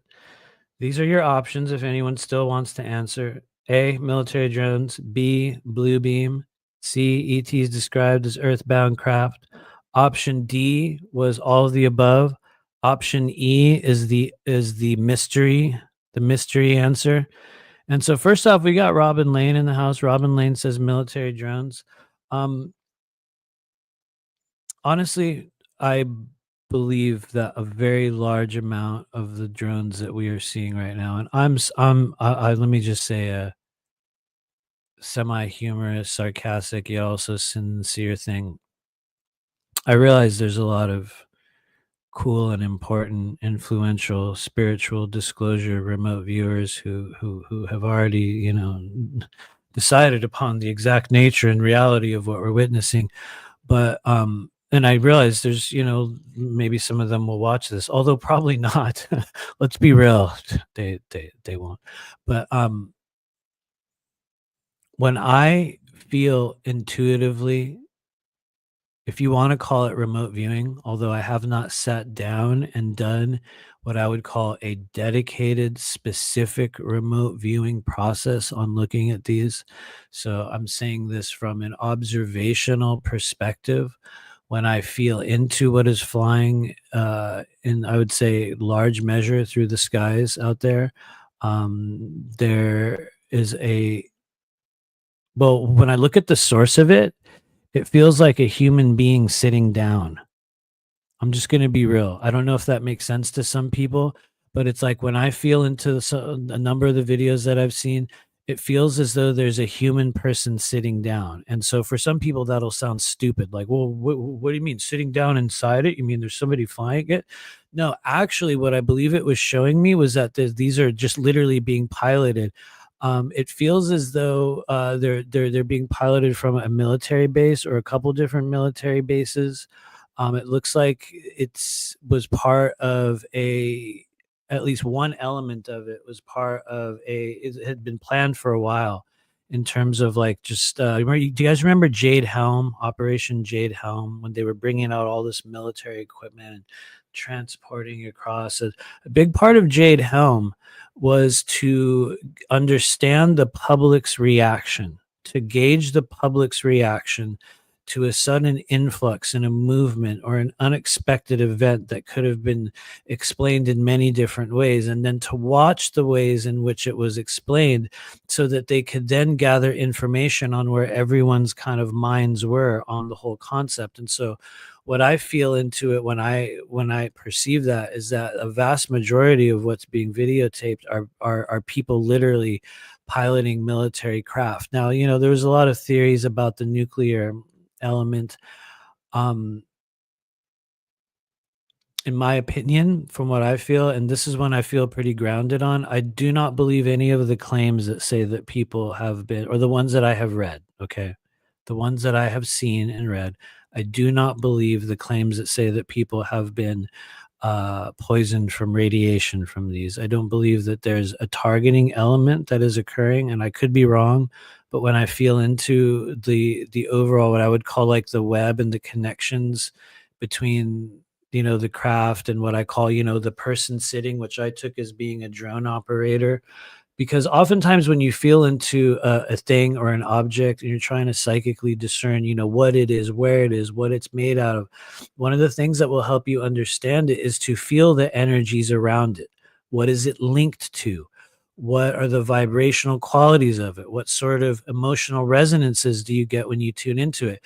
And it's not so much that in doing so, you're going to necessarily gain an understanding of, the origin or the story behind the object, but you're going to be able to piece together the understanding of what is true by looking at the energetic threads and the images or the frequencies that extend out of it. And so when I perceive a lot of those, I went in looking, well, maybe it's going to another dimension. Maybe it's going into a thing that I can't perceive. Maybe the energy that this, object on this video is linked to is, something inhuman. And which honestly you'll feel when you begin, I think, using a kind of a mix, or I think what I do in a lot of cases is a mix between like visual psychometry and like empathic remote viewing. But it's like you will start to tune into those things, and you're going to feel the relationships and the energy and the things that are linked to it. And so what I felt was that there was humans, just to put it really, really simply, there was humans, pure human activity. I'm not going to comment on whether it's governmental. I don't know if it's China. I have not looked into it to that extent, but that's my current belief. And so you could possibly put me in category number A. Anyway, thank you, Robin Lane, for that. Sorry, I over explained my version of it, but I'll talk a little bit more about it in a second. Peaceful Heart says A. Arizona Raven says all of the above. That's fair. That's fair. Because I think ultimately that's kind of my final answer is all of the above. We got a lot of A's. Thanks, you guys. Joyful Jennifer, Chris P. What's going on? We got a lot of A's. I mean, honestly, you guys, I will say I think A is probably from a surface third density reality physical level kind of the most simplest one. If you want to go that route, it's the most obvious, most rational answer, which if there's one thing we've learned over the past few years, that does not equal truth on any level.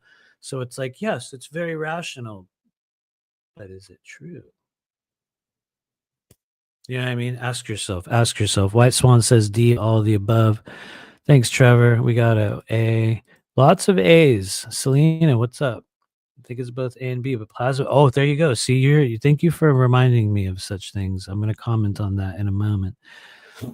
Lots of A's. Red drone. Yeah, I agree with you, Dana, on that one. Red drone. Absolutely.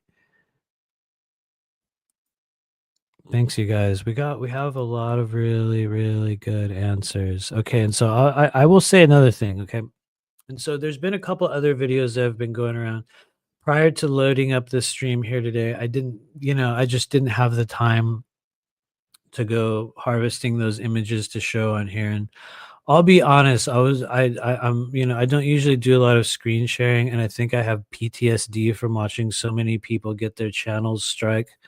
So I'm like, is it okay to show? So, maybe in the future we'll do it more. If this stream stays up, then we'll know they allowed it. Thank you, AI. Maybe I should do a offering, a ritual to the AI. We'll sacrifice. Check this out, you guys. We're going to go on a quick detour. We're going to sacrifice a 90s era laser printer. Just like they did in the movie Office Space. You guys remember Office Space? Come on. I know somebody out there remembers Office Space. That's going to be our offering to the AI gods. And so we're going to plan this event. This is a joke, by the way, because there's a few people that'll go, oh my God, Matthew, what? This is a joke. Shall I preface it with that? That'll ruin it. Anyway, we're going to do an event in 2025. It's going to be an offering to the AI gods. We're going to grab a 90s era laser printer. Every time you turn it on, all it says is PC load letter. We're going to take it out into a field and we're going to live stream the ritualistic destruction of it while wearing 90s era department store suit and tie. Or no, yeah, I'll just wear a shirt and a tie and we'll ritually destroy it. And you know what'll happen is, you guys, within like 2 days, 3 days, they'll be lightning fast. You'll come back to this channel. You'll be like, oh, I hear Matthew's doing a live stream. That's wild. He did that crazy ritual. I don't know what's wrong with this guy. They were destroying a laser printer in a field. And then you'll come back to this channel. You're going to look at it and it's going to be 2.5 million subscribers. I'll be doing a giveaway for, what did Billy Carson give away? I'll give away something better than Billy Carson. I'll give away a goddamn gold BMW disclosure edition, special disclosure edition BMW giveaway on the on the Remember Your Mission YouTube channel. Suddenly, I don't know how they did it. They got 2.5 million subscribers. Now they're doing an award show. Me and Honora will become like the, this is so stupid. We'll become like those Indian gurus. You know how there's always some Indian guru where it's like a man and a woman and they're like sitting in like a blanket and they're just sitting there like blessing people. And that'll be our whole live stream. That'll be it. And we'll do it David Wilcox style. Every 5 minutes, somebody will show up and donate $1,500. You know what I mean? It'll be epic. Anyway, sorry, I took it in a really weird direction. But if you're hanging out here, we're going to do that. But wouldn't that be creepy? Would that be creepy? It would be, though, right? Imagine if we did that. That would honestly, that would be pure comedy. And for people that know me in the real world, I would actually do that. I would do it. I think it would be classic and awesome. But no, really, we're going to make an offering to the AI gods. We're going to hit, YouTube stardom. I'm going to be, you guys will watch me show up on a really weird live stream show, where it's all those like completely insufferable, like young people, and they're like smoking weed and doing stupid hijinks on camera, and douchebags like, was it like Mr. Beast show up and they, like suddenly you'll be like, what the hell's he doing there? Oh my God. And then the day will come, like the kicker of all time, when you'll notice that I've either been cloned or I come in and I'm doing this live stream and suddenly you notice that I have like perfectly white teeth, you know what I mean? And like everything's perfectly manicured and it's like, oh my God, he got cloned. It happened. Anyway, we're going to do some readings. Thanks for entertaining the bizarreness of our end of the year live stream. Belinda S says, a thought. What if this is to draw us all to the front line now? Game on. Picture us all in a line for miles long. It very well could be. It very well could be. And I guess on the front line of what? And I don't say that in a sarcastic way, but I think that our perception of what it is right now is of paramount importance, because for some people it's a spiritual war. For other people, it's, you know, a prison planet. For other people, it's this, you know, school-like experience where we come to learn. You know, others, you know, who knows what it is, but that's right.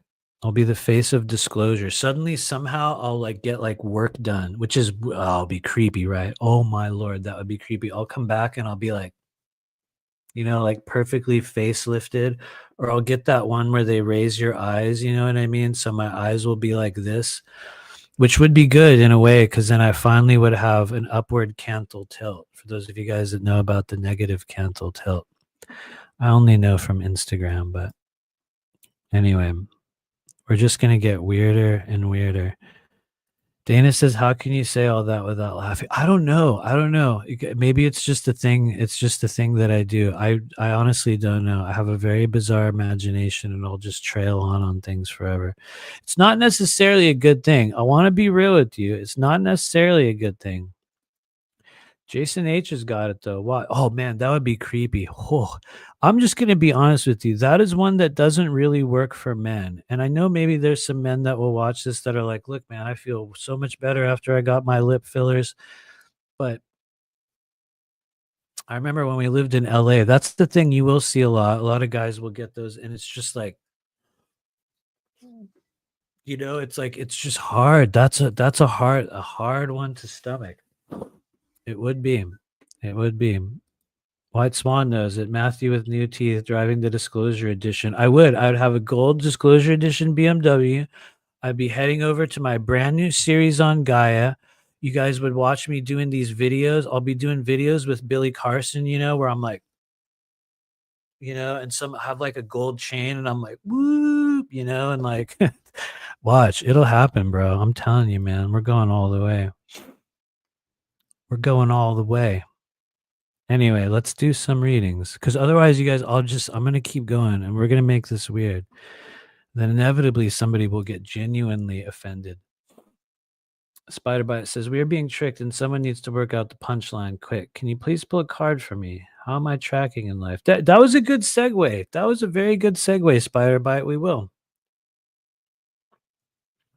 We absolutely will. You're going to be our starting point. We're going to do a few readings for a little while here. We'll see how it goes. And let's see what comes up.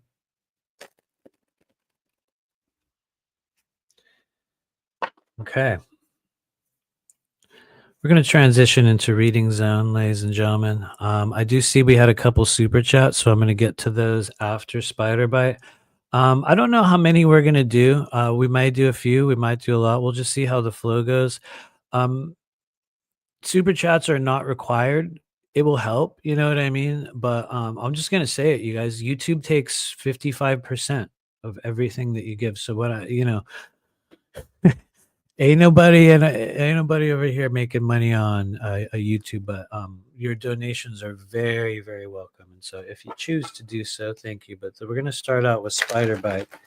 How are we tracking in life? What's going on? What do we need to know? Before we do so, if you're one of the people watching this channel right now, if you're enjoying it or if you hate it, press the like button if you can, just real quickly, and then hit the subscribe button. Especially if you hate this and you're still watching and go, why am I watching this guy? It's so lame. Just to give you something to come back on and focus on negatively later. So that can also be enjoyable. Like, you ever like cringe watch people where you're like, oh, and like you just keep watching it. You're like, I hate this, but I keep watching it. There's a lot of people like that where I'm like, oh my God, I'm going to watch it again. So I will totally be that person for you. But here we go. Spiderbite, how are they doing? How is she tracking? Is it a she? I'm sorry. I hope I didn't just, maybe you're a he. So I'm sorry if I just assumed your gender. That's grounds for canceling. Anyway, here we go. 3, 2, 1. Boom. Spiderbite. Whoa. I'm going to take you off the screen for a second so we can see this accurately. Spiderbite, you got a 7 of Pentacles. And man, okay, so if you're saying, how am I doing? Like, am I doing good? Am I making it work? Am I not making it work? I got to be real. 7 of Pentacles.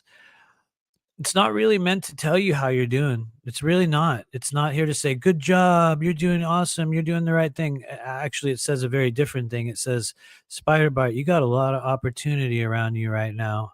It could be in a number of different areas. It's probably in multiple different areas.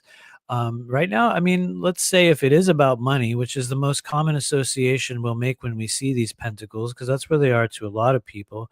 You know, let's say if it was about abundance, you'd certainly have a lot more opportunities than you're aware of to make that. But it could be other things, you guys. Pentacles, they are essentially the things that we cling on to in this world. And they can be belongings, money, possessions, properties. They could also be people, because, you know, we cling on to people. They can be relationships. They are the items of the physical world. They're the element of earth. And when a person receives a Seven of Pentacles, maybe in just a moment like this, the usual message is like, look, there's a lot more available for you and to you than you realize right now. And none of it's going to come knock on your door. None of it's going to come looking for you. You know, they're not going to email you or text you. And I'm not trying to make a joke out of it. It's just, you know, those are our expectations for the world. Everyone wants to be brought something of great value. Instead, Seven of Pentacles says spider bite. There's all kinds of stuff hidden around you. Secrets, possibilities, abundance, you know, stuff you've been wanting, experiences, whatever. It's all around you. And, you know, now is the time to become adventurous, to get bold, to get dirty, to start digging in the yard, to look in the pockets of your old pants and jackets and under cushions, and to turn right instead of left, and to go down that weird alley in the town that you live just because it looks weird and you want to check it out. When you do things like that with the Seven of Pentacles in your life, you're going to discover something.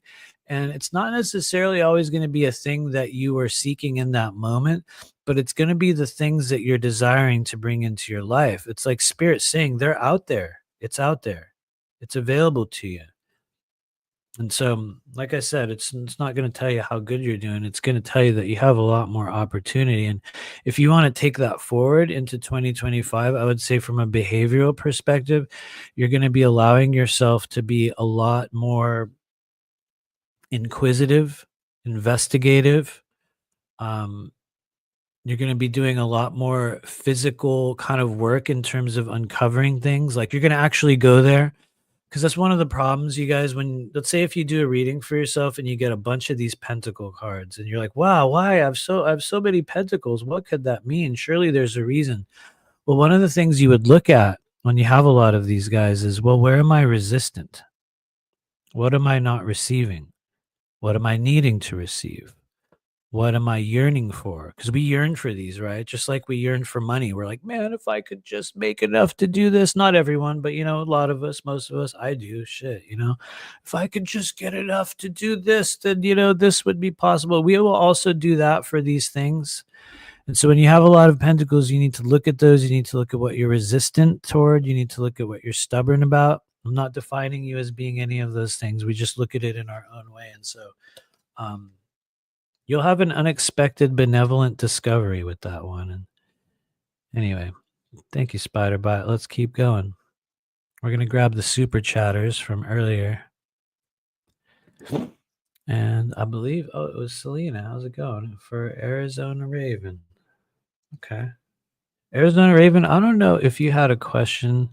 Sometimes we do questions. Sometimes I just pull cards. If I see a really big question, like if I see one there for you at the bottom of the chat, I will address it. But otherwise, here we go. We're going to do a general reading for Arizona Raven. I did used to live in Arizona at one stage in this human journey, you guys. Technically, it was Tempe. I think we lived in Tempe. But I'm talking like back in early 90s. I was in 8th grade, so that was like, that was literally 1990. Yep. I was in 8th grade, back in those days where, you know, you'd stand on the, you know, like under the freeway underpass and smoke cigarettes. And that was the greatest act of rebellion you could possibly do. You know what I mean? I'm going to go smoke cigarettes down near, literally near the railroad track under the overpass for the freeway. Yep. That was 8th grade. Anyway, here we go. Arizona Raven. What do we need to know? 3, 2, 1. Boom. Arizona Raven, you got a 4 of Wands. Wow. Okay, so this is a lot of things. Every time a 4 comes into your readings in the world of tarot in a notable way, it's usually going to be accompanied with some kind of a pause, a moment in which you will recollect yourself, you'll refine something, you'll practice something. You might come to new stages of agreements. You might join forces with other people. You might engage in transactional relationships. Or honestly, maybe you're just trying to get better at the ways in which you operate in the physical world, because that could also be it. And the 4 of Wands will come in. And I would say from a physical day-to-day perspective, things might get quiet. There might not be much going on, but at times, and this really depends for each individual that receives this card, it's going to be a little bit different. But the 4 of Wands, as I really drool there, wow, somebody caught that maybe. The 4 of Wands shares a trait with other cards like the Lovers, like the 2 of Cups. I think maybe there's another one, but maybe not. Anyway, it shares a trait with those cards from the perspective of it means something different to each person. Meaning that you're going to look at this and you're going to have a different feeling about it than I do. And it is really as simple as you looking at it and imagining, what would that be for me? Because some people look at this and it's a symbol of romantic connection. Other people look at it and they don't understand what it is. Other people see it and they're like, well, it looks like 2 people dancing in the square. Maybe they're perfecting the manner in which they connect with others in the physical world by doing things in a measured, more predictable, almost like you're practicing for a change that may be occurring. And I'm not saying it's within this area of your life specifically, meaning what this represents to you.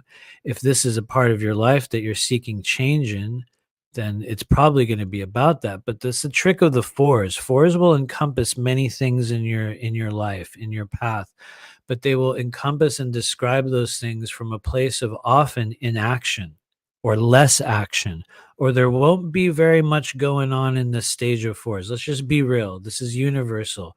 And for those of you guys that have tarot cards or do your own work, maybe you have your own understandings of the cycle of 4s, but you can go look at all the 4 cards in your tarot deck and they're all going to show a certain thing. Slightly contained, quieter. In this case, we're going to be honing and perfecting our ability to connect with others, sometimes in a transactional nature, sometimes in an intimate nature, sometimes in just, a day-to-day level. But it's really about refining relationships and learning to get better at the ways in which you connect with the world.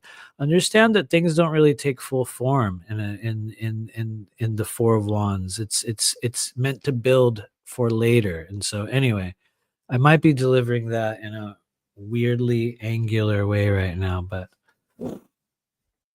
let's keep going. We're just going to keep rolling. I don't know what else to do. Literally, though, I actually don't. I don't know what else to do. Whoa, that worked. Well, oh my Lord, Joanna LeBlanc, you have a good way of getting people's attention. I was like, whoa, what the hell? What's all these stars? Oh my God. Okay, here we go. Yes, we do. I think we do have another super chatter. It's typical skeptic. They're going to come up next. I got hijacked by all these stars. Reading, please, for my physical stability in my life. Anything surrounding or creating physical stability in my life. Anything surrounding that.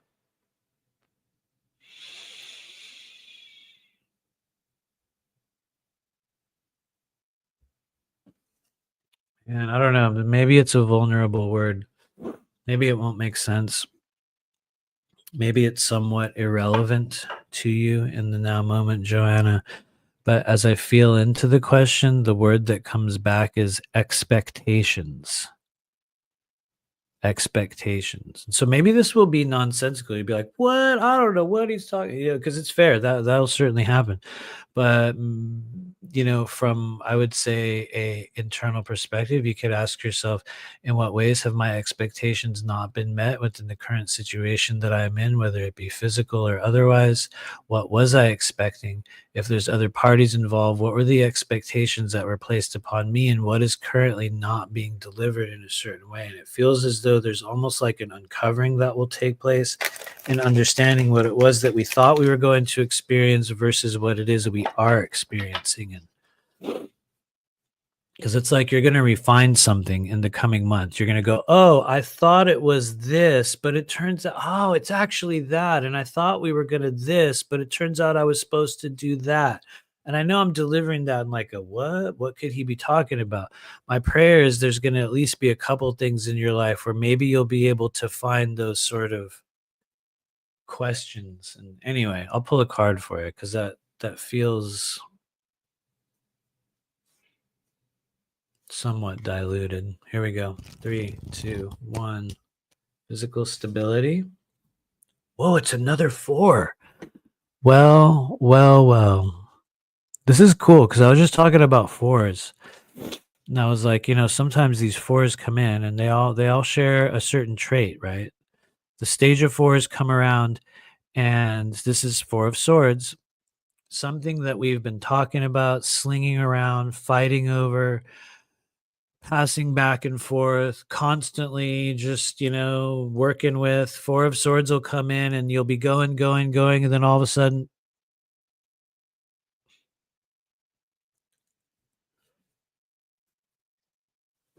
nothing. It just stops. And you'll be like, shit, did I do something? I did something wrong, right? Maybe did I made a mistake? Did I did I screw up in some way? And 4 of Swords will come in, and a lot of people will think that. Or maybe you've been in a little bit of a war, maybe you've had some drama, and then all of a sudden 4 of Swords come in and you're like, wait, what? I haven't heard from them. What's going on behind the scenes? All of a sudden everything went quiet. Or it's crazy. Check this out, because I was saying something about expectations, right? I was like, maybe look into expectations. 4 of Swords will come in a time in which we had an expectation. And like I said, 4 of Swords happens and you're like, ugh. And so you just have to pause. And so I guess if you're asking, like, when am I going to have physical, or when will I have an opportunity to increase some form of stability in the way in which you're kind of describing it within your own path right now? Well, I guess the hard part about 4 of Swords is that it's not meant to determine a length of time, but what it does tell you is that if something paused in your life right now, like let's just say if you're like, man, there used to be a lot of that and now there's very, very little of it, and it's like it went away. Well, 4 of Swords is like, well, yeah, that's how it's going to be, and it's a temporary thing. And oftentimes it'll be so something within us will rest or recuperate or regenerate itself, or sometimes we need to let a certain energy die down or wait for a wave to pass. Or every now and then there was something very sharp and potentially damaging coming our way, and a 4 of Swords will come in and they'll just be like, and then everything will go quiet and it'll just pass you by. And so I guess the hard part is, and I don't want to define you as being in this stage, although maybe you have a few of the, maybe you are, but the hard part about 4 of Swords is that when it comes in, you can't really do anything about it. It's like you have to just have acceptance and go, okay, I guess I'm just gonna chill. I'm just gonna sit here, and then what'll happen is you'll get activated again. The moment will come when I'll pick up your sword. You're gonna do this now, or you're gonna do that now, or we're gonna bring this back into your life, or this person or this thing. It'll come back. Just know the 4s are temporary moments of pause and silence in which something is regenerated, recuperated, repeated, honed, improved, rested. I could use a million other adjectives. I think you get the idea. But so it's time for you to give yourself a break in whatever way that you can. Don't beat yourself up over any, like really. Anyway, I hope that's manifesting in your life in a good way. I mean it very, very sincerely, because I've been in a few 4 of Swords scenarios. And so another way you'll experience a 4 of Swords scenario is when, honestly, people like me, we will do this work that we do, and you'll be doing your thing, and all these people are booking, and you're just flying, and like, You got people coming in and, and yeah, you're making money and you're like, wow, this is great. I'm really doing this. And then all of a sudden, boom, it just goes away. That will happen for those of us that do this work. It will. Absolutely. Count on it. Expect it. You're going to be subject to, the expansions and the contractions of, the waves of energy that are affecting, the mortal world. And, there's going to be times in which you're going to be called on and needed desperately. And then there's going to be times in which spirit will kind of pull you out of the game for a little bit.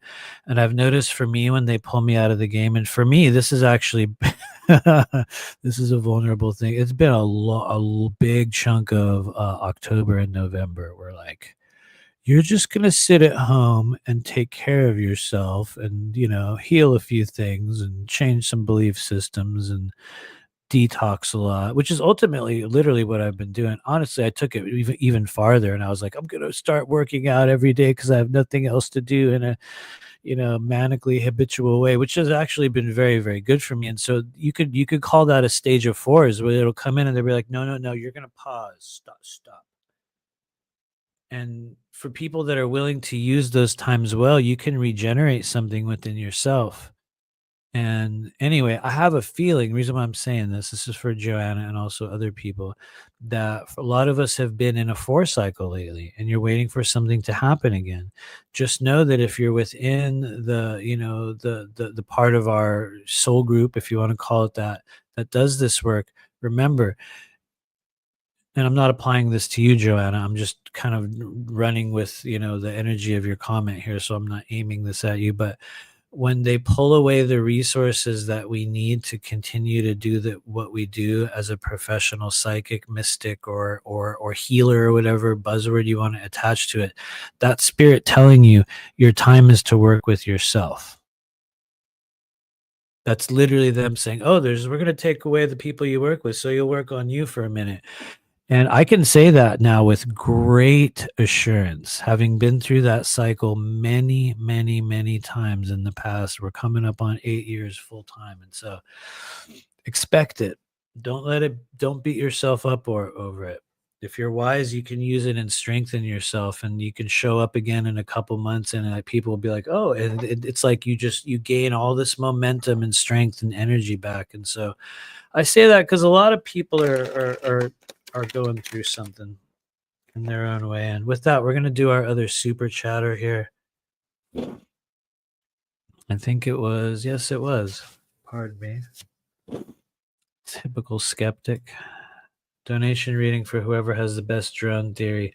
I think it was everybody, really. Like we all kind of, honestly, I think most of us have figured it out. Rob, you kind of, I don't think he's here anymore, but you helping me remember another thing I wanted to comment on, and maybe this is just going to be inflammatory, but I'm just going to say it, you guys. I'm sorry to anyone that feels offended by this. Maybe it's a question. Since when are we allowing influential disclosure remote viewers to gauge our reality on such a mass level? Because I've been seeing a lot of talk from remote viewing people and just people that are kind of poised in certain, positions. And it's really cringe, a lot of the stuff that I think is coming out about how, well, some of these are, it's actually blue beam or it's the good ETs showing themselves in this way. And it's almost like at times lately I've watched how these people will sort of dumb down and dilute certain topics and things that we all know to be true, but then delivering it through this weirdly distorted package of, well, I remote viewed it. And therefore, no matter how ridiculous it might be, people will immediately adopt it as being real. And I would just say, use your discernment in the days to come, because if you haven't noticed already, everyone, literally everyone's a remote viewer. Okay. Everybody, every single person is a remote viewer. And every person has the ability to remote view literally everything that your popular remote viewing channels do. And I encourage you to begin to do so, to learn those skills for yourself, to begin to exercise them in your own way. Because what will happen is, and this will be confusing for a lot of you, you will inevitably begin to do so. And you will dive into those realms and you will start going, wait a minute, I'm not really getting this strange, sensationalized space war conclusion that all these people with shitloads of followers are coming up with. I'm probably not real. It's probably just me, right? No, it's not. It's not. I promise you, there is an entire underbelly of people within our community who are not broadcasting it all over everyone's YouTube show, that are watching the ways in which highly positioned, disclosure influencer, remote viewer people are really spreading a lot of half-baked, very poorly kind of formulated conclusions about what is real. And not that I would ever be an arbiter of such things, but one of the things that I use for evidence is when I watch them on shows and when I look at their energy bodies, there is something that feels so closed off and distorted or inverted that it kind of makes me wonder, like, who's really believing that? It's kind of like the 80-20 rule, where they're like, man, I can bring 80%, just rehashed bullshit in and give you 20% truth, which will be, the part that you grab onto, and people just swallow it. And I guess the reason why I'm going on this rant is because I've just seen some of the worst takes ever from remote viewing cool guys over the past couple weeks that I'm like, you just have to sit there and go. And then you watch in the chat stream, everyone's like, yeah, man, I saw the same thing. And it's like, okay, you know what I mean? And it's really hard because, an egotistical person would go, well, they're wrong and I'm right. And clearly I'm the one that's holding, it's really easy to jump to that conclusion. Not saying that I know, because I clearly do not. I'll say that again. I clearly do not. But what I do believe is every living person has an ability to begin to discern and build and strengthen the elements of your intuitive capabilities that will allow you to discern what is relevant and what is true for you in the way that will, help you grow or strengthen you in some way, versus, force you to buy into another version of reality that I think a lot of us are hearing it going, I guess I'll go with it because maybe it's the coolest version, right? When it's like, it's a dangerous thing. I'm not saying people here on this live stream would do that, but you'll see a lot of people. It's like, well, there's more people following this one, so okay, and it's like that's a difficult one to watch. It's a difficult one to watch as we continue along in the human journey. You will watch many of the so-called influential spiritual disclosure influencers. The ones that don't really work on themselves will have a very short run. And you can look back at the history of the last few years and look at all the rise and falls of all the, notable cults of personality. And they always do. Inevitably, something drains out, you know what I mean? And they're left with just the human version of themselves and everything passes by. And so just be careful with that, because I don't know, maybe it doesn't even need to be said, but I have such a hard time with it lately. Oh my God. I think one of the greatest consciousness gateways that we're going to be passing through, and a lot of us are already on the other side of it. Some of us are in the midst of it. Some of us are lingering on the other side of the doorway. One of the greatest consciousness gateways that we're going to pass through in the years to come is the fallacious idea that every single thing in your life is part of a space war. I promise you, in 5 or 6 years, you're going to look back at a lot of those belief systems and things that you thought and swore were literally real and true. And you're going to go, well, it was 2000, it was 2023. Everybody was doing it. You know what I mean? It's like, I promise you're gonna look back on that stuff and you're gonna go, man, I was really sold on that. I was fucking sold on it. I was too. I'm serious. I was too. You guys, for some of us that know, there's very few people around from that time, but dude, I was all the way in on Corey Good, man. I was like all the way in there. And it was good that I was, because I got all the way in far enough to go, whoa, shit. Oh, wow. Okay. That you're like, now I see what it really is. Get me the hell out of here. And so you're gonna see that. You're gonna see that, man. You will see it. I'll stop there because I don't want to offend anyone. But trust me, I'll say it. I don't care. Here we go. In the next 10 years, many of the people who are currently secret space program super soldiers will have miraculously changed their identities and understanding of their life path and timeline into the new cool thing that everyone else is now doing. Hang out in these soul groups long enough and you'll watch it. It'll happen. People jump on the timeline, they jump off. It becomes a consciousness gateway through which people choose to identify themselves.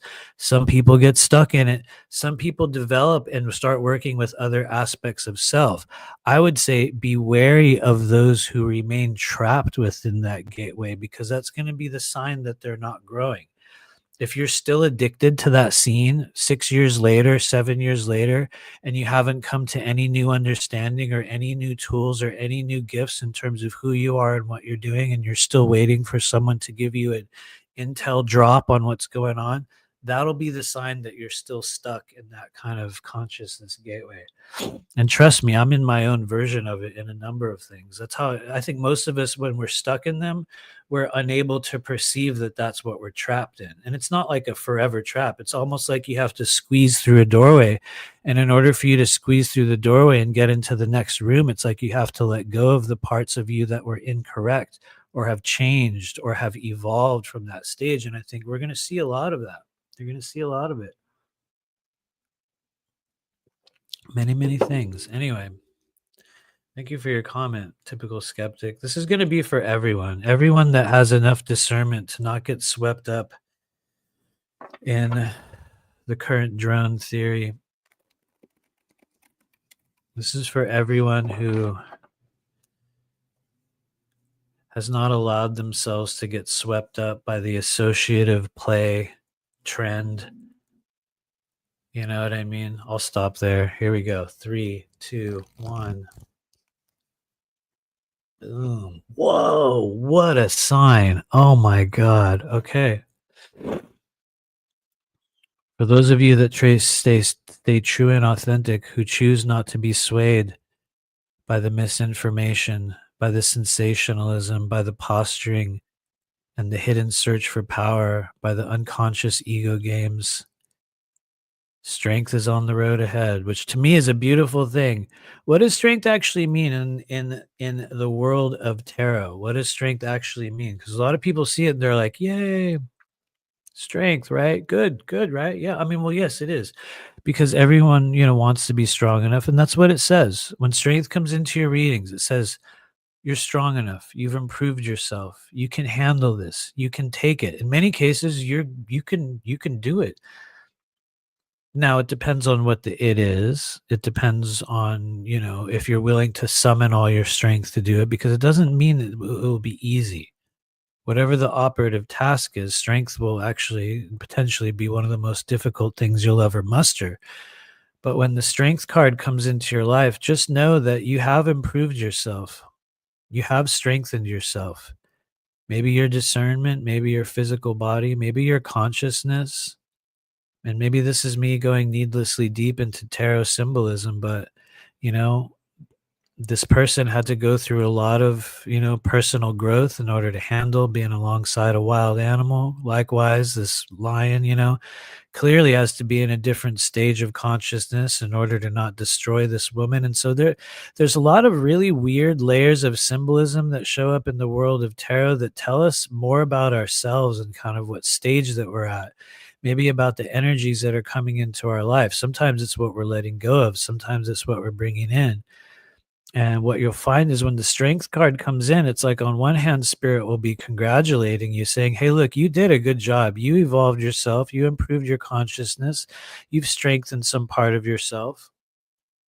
You can handle this next thing. And then at the same time, it doesn't care whether you're doing it right or wrong, which is the kicker, right? Nobody talks about that with strength. The strength card's an incredible omen in the world of tarot, but when you really look at it, it's like strength is not an arbiter of morality.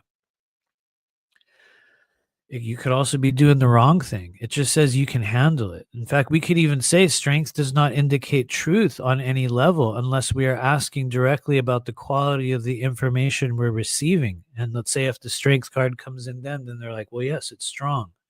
But it's not necessarily a truth-oriented thing. It says that you have the ability to kind of muster that within yourself. And anyway, let's keep going. I saw another super chat come in. We're going to grab that super chat, and then we're going to go to the other people that are here. It was from Holland Sass. What's up? Pull me a zinger. Open to whatever messages come through. All right, let's see what comes up. Thank you for your donation. I'm sure the YouTube AI thanks you as well. Over there, they're like, thank you. You know? The AI is absorbing our abundance resources. Okay, here we go. This is for Holland Sass. We're just going to pull a quick card for you. What needs to come through? What's important? Get ready. Here we go. I'm going to... And this is for Holland Sass. 3, 2, 1, and... Whoa! Hello, it's a 2 of Cups. So I will ask you, Holland Sass, this is food for thought for the current moment. How is the quality? What is this situation like for you in your life right now? For everyone else that's watching, you can also ask yourself, what does this represent for me? Because earlier we were looking at a 4 of Wands, and I was like, the 4 of Wands is one of those cards. When it shows up, it's going to have a slightly different meaning for each and every person that receives it, depending on what this represents to you. So one of the things you'll ask yourself right now is, where am I in the scope of what this represents? Because for some people, I've said this a lot of times, so it's kind of cheesy to me, but I'm being real. Some people look at this and they deeply yearn for it. Some people look at it and they go, oh, that's me and so. Okay. Other people look at it and they're like, oh, no, I'm not doing that right now. Other people look at it and they're like, what? Oh, really? Me? That could happen. And so whichever version you have, and there's other versions, please allow that to be yours. And you're going to ask yourself, is that correct? And in most cases it is, because this can bring a lot of things into your life. Now, from a general perspective, whether it's for Holland Sass or anyone else, from a general perspective, the 2 of Cups brings moments of unity, moments of togetherness, moments of potentially new agreements, benevolent arrangements, destined creations. It can be very romantic. If that's what it feels like to you, if that's a factor for your life right now, something that you're seeking and feels relevant to you, then this is going to be a very romantic indicator for people that can signal someone will show up. It doesn't guarantee it'll be amazing. It just means you got a potential to really create something with that person if you choose. Now, there's another side of the 2 of Cups, which is not romantic at all, because granted, it's not going to be that for everyone. That's the kind of some of these symbols, like I said, they're going to have a different meaning. And so for other people, this can be a very benevolent and beneficial agreement that we'll make with another person. It can also be a reconciliation, where maybe for some of us, we had a really hard time with certain people in our life, or, every now and then, even you'll be wanting to get back together with somebody, and a 2 of Cups will come in and you'll finally see eye to eye about something that you could never agree on, and a new stage of compassion and togetherness and intimacy can come into your life. I would say the themes that you will take from the 2 of Cups in generality are going to be possibilities and moments of union, togetherness, intimacy, romance, benevolent agreements, reconciliations. Well,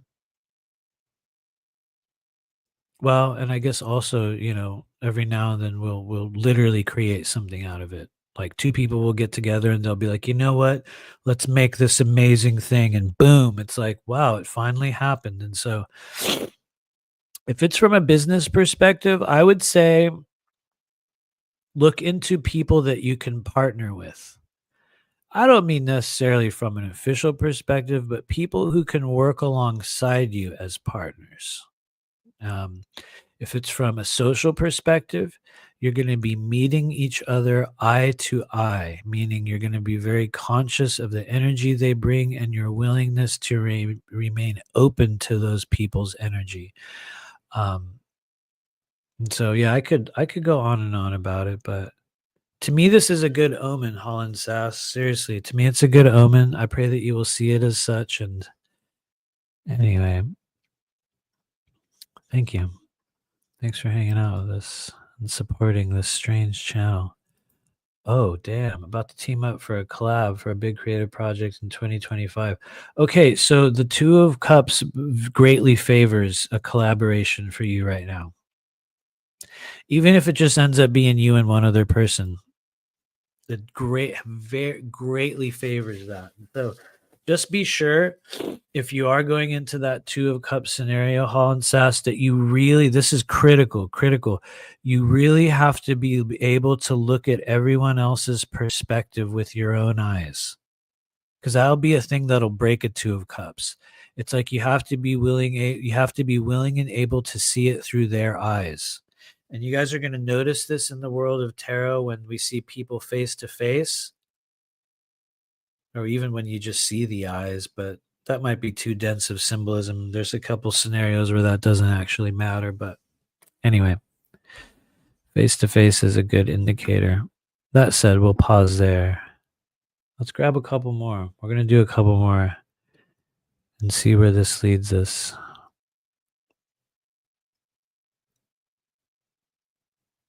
I'm going to grab somebody at random from the chat. Boom. What? I tamed the beast inside of me, frustrated with life. Joyful Jennifer, that was a perfect comment. I don't know if you're still here, but we're pulling a card for you. Maybe you had a question. Maybe you didn't. We're just going to pull a card for you as we leave behind the year of 2024. Coming to the last few days. We're getting some epic post-nasal drippage here. We'll take that as a good sign. But anyway, this is going to be for Joyful Jennifer. I'm going to shuffle the cards again real quickly. Here we go. Joyful Jennifer. 3, 2, 1. Boom. Congratulations, Jennifer. You've received a Knight of Wands. Now, some of you that have been hanging out around here for a while are going to be familiar with this, and I'll just say it. The mission of the Knight of Wands, and I would say most of the Wands characters, when you're going like, well, what should I be focusing on? I got this very fiery guy here. He's reared up on a horse. He's jamming his wand out forward. It's like what is he doing? Is he going to war? Is he going to go off on a quest? Where is he going? Why is he burning all the time? I'm not trying to make it humorous. Seriously, though, Knight of Wands must be burning for something. And so you're going to ask yourself, Joyful Jennifer, what am I burning for right now? Like, what do I desire so deeply that it's like a fire burning inside me? What am I chasing? What am I yearning for? What am I questing after? If you really have this guy's energy in your life, you're going to need something like that. How are you going to know if you have this guy's energy in your life? Well, most of your life, you've been a little bit of a mission-oriented person. You thrive on having objectives. It's not about getting to the end of the mission. It's about the journey, the friends we meet along the way, the excitement of the process, the events that take place, the twists and turns and the wildness and the bright lights and the crazy moments in which you're, like, holy shit, I'm alive. Those moments. That's Knight of Wands. He lives for those, and doesn't mean that he always experiences them, though, because the other side of the Knight of Wands is that he'll be aimless and he might not know what he wants or she wants, and they just wander around with no real direction and seeking a fire, seeking a mission. You know what I mean? when they don't have a fire burning in their life, they're aimless, wandering beings that don't necessarily suffer, but they have a hard time making decisions. They have a hard time moving forward. And then suddenly a day comes when the Knight of Wands is given a mission. Could be many of them. And when that mission kicks in, they go forever. They go forever. I've said this many times, but if you have a Knight of Wands energy and, or if you know someone with Knight of Wands energy, you can sort of dangle a carrot in front of them in their life. You know what I mean? It's almost like spirit, you as a Knight of Wands, spirit will show you an image of something or an idea or a relationship or something you could have in your life. And that'll be the thing you're always striving for. And the kicker is, the hard part is that the Knight of Wands doesn't necessarily finish the mission. You might not get to the final goal that you're seeking, but the reality is it's not about that. And the truth is, Knight of Wands, usually when they get to it, they're like, okay, that's cool. Now I want to do that. And they're like off on another thing. It's like, okay, now I got it. Now I want this. And that's very rightful. And so when you have it in your life, you guys, these are things that you can rightfully do. Seriously, fulfill your desires, become willful. If you want it, go get it. Sure, you could do that chaotically and it'll be a mess, right? That's also a problem for these guys. Hopefully you'll do it in a good way, a charismatic way. It's not as a big deal for Knight of Wands as it is for other characters. As I look for my little tissue that I had earlier, it's not as big of a deal for Knight of Wands as it is for other characters because it's more about the journey. It's more about the process. It's more about the trip. And so stoke your fire. Just know that if you don't give yourself a passion right now, like say if this is a future energy coming up in your life, be very mindful to engage with that which you are passionate about. Because inevitably, if you don't with Knight of Wands, if you don't seek what you desire, if you don't engage with your passions, if you don't allow yourself to become fiery and bold and go wild over things here and there, the downside is he'll get angry. They become angry and bitter people. And it doesn't mean you act out on people. I'm just saying, like, that's just the downfall. Knight of Wands becomes indecisive and angry and bitter and wishy-washy. And so please engage with your passions in the days ahead. You have direct authorization.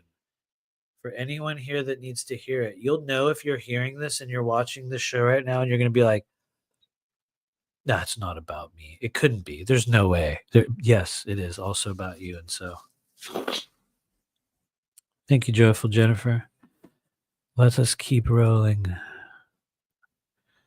We're gonna grab a couple other people before we roll out of here. Hopefully, we're gonna maybe do it under 2.5 hours. Is that even possible? For those of you guys that have been hanging out here for a while, you will notice that I always try to be like, okay, today we're gonna do it this long, and that's been a trait since we lost the lease on the multi-dimensional trailer park. It's been a little bit more ungrounded than usual. And so anyway, like I said at the beginning of our live stream, we're going to be moving into a muffler shop in Granby, Colorado very, very soon.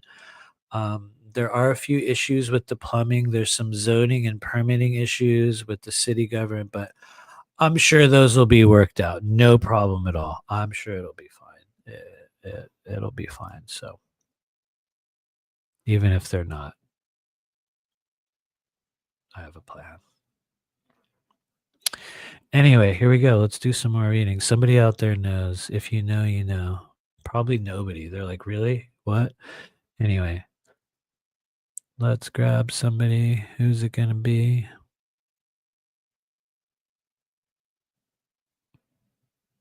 Oh, actually, I think we had another super chat. Oh, no, it was a new member. What's up, Angel Wings? How's it going? I'm sorry that I missed you there. We're going to pull a card for you. Thanks for becoming a member of this channel. I honestly wish I could say there was some kind of incentive to it. I'll be real, because maybe there is, maybe there isn't. When we do live streams, there's a good chance you'll get a reading, but I'm not very good at integrating the YouTube functionality of memberships and such. Honestly, you guys, I might even end it because it worries me. The amount that YouTube takes from the creators is shocking. It's shocking. It's like, whoa. For those of you guys with YouTube channels, you'll know. Anyway, yes, you may get a card. Here we go for Angel Wings. Oh, hey, there's Don Rogers. What's up, man? Good to see you. Hey, yeah, we're gonna do one for you next. I'm glad you're okay. I haven't been spending enough time on Facebook. I wanted to check in with you. But anyway, what's up, Don? I see you in the chat. Here we go. This is for Angel Wings. 3, 2, 1, and whoa. Well. All right. This is a fun one. This is a good thing to have. Angel Wings. Nobody ever be worried when you see the devil in your readings. Smart people who know tarot will go, well, you'll be like, okay, all right, bring it on. What is this guy doing here right now? What's going on with the devil? It's always a fun image. For those of you that know me, who've done this game with us before, you'll know how much I love Robin Wood Tarot. This is Robin Wood Tarot deck. I especially love her version of the devil because in most in most tarot decks, right, the devil's usually Baphomet, right? Baphomet, the sort of the great horned god, the goat head dude. Everyone thinks he's satanic. Yeah, technically he's Luciferian and has been adopted as a satanic image. If you want to go that route, we can kind of separate those two streams later. Not that we need to, it's kind of irrelevant in the moment, but the devil rolls in and you see the symbolism, right? If you can't see this, maybe you can't.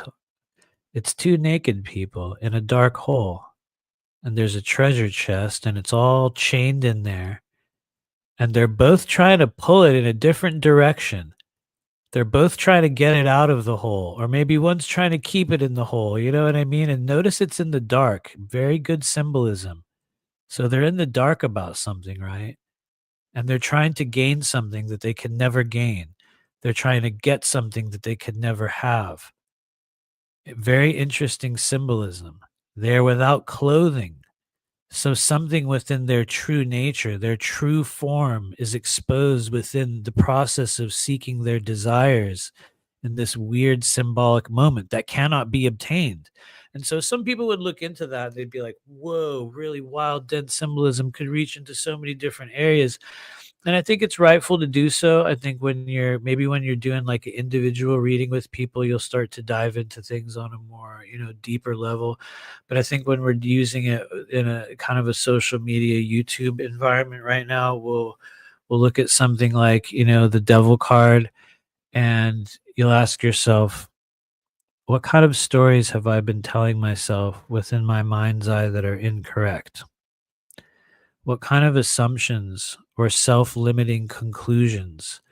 What kind of behaviors or actions, whether physically, emotionally, mentally, am I taking right now that might have caused me to be stuck in some way? That might have caused me to be in a little bit of a disadvantage, or maybe a huge disadvantage, in a little bit of a state of confusion, or in a state of absolute agony. It could go either way. One of the things about the world of tarot is severity is entirely variable. It could just be a minor bump in the road, and it could be a moment in which spirit is saying, hey, look, your negative self-talk, or the manner in which you're connecting with yourself within your mind's eye right now, a little bit self-limiting. This is where this will show up for most people. Like the devil will come into your life, and you're going to ask yourself, okay, well, where am I holding myself back? Where am I damaging myself? What behaviors am I engaging in that might be having a deleterious effect on my overall well-being? And I'm not defining you as having or doing any of those things, Angel Wings, but they are things that you will look at within yourself and go like, maybe there's a factor. And I say that also because the devil doesn't roll in every day. It really doesn't. For those of you guys that watch this channel, you'll probably be like, well, we haven't seen the devil in a while. He pops in every now and then. But what you will find is that spirit will often bring up other, moments or other cards. And, cards like the devil, the hermit doesn't show up that much either. Not just, not for any good reason, but you'll just see certain characters in tarot only show up for a certain reason. And, for some people, it's a big reason. And so anyway, Angel Wings, before I over dilute everything I'm saying, I would say just look into your negative self-talk. any ways you've been limiting yourself, or maybe just, psyching yourself out in terms of what you deserve or how good you're doing. Because the devil ultimately just keeps us limited and stuck and small. And then for other people, it can be things like secret addictions. It can be, negativity that we're holding on to in our life. One thing the devil is not, and this is important because I'm going to move on from this card in a second here, but this is important for everyone that's watching. One thing the devil is not in the world of tarot, it is not Satan. It is not demonic. It's not entities. It's none of those things. And granted, every reader, whoever you subscribe to, one of the beautiful things about tarot is they're going to inevitably build their own understandings and definitions of the cards. But by and large, one of the things you're going to learn over time is that the devil really has nothing to do with anything other than you, or here, me. You know what I mean? Us, the beholder. The devil is you. It's always been you. I'm not saying you, Angel Wings. I'm saying me, that person, that person, that person. That's the devil in your life. And anyway, maybe I delivered that in a weird way. You're probably like, what?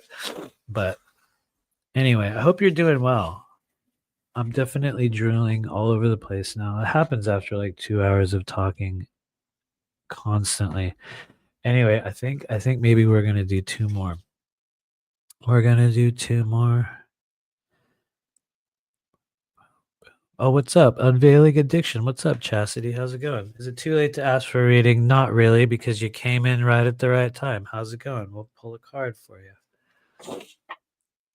Sorry to put you on the spot, Unveiling Addiction, but I do genuinely pray that those of you who are watching this right now, you'll open up another window and subscribe to the Unveiling Addiction channel.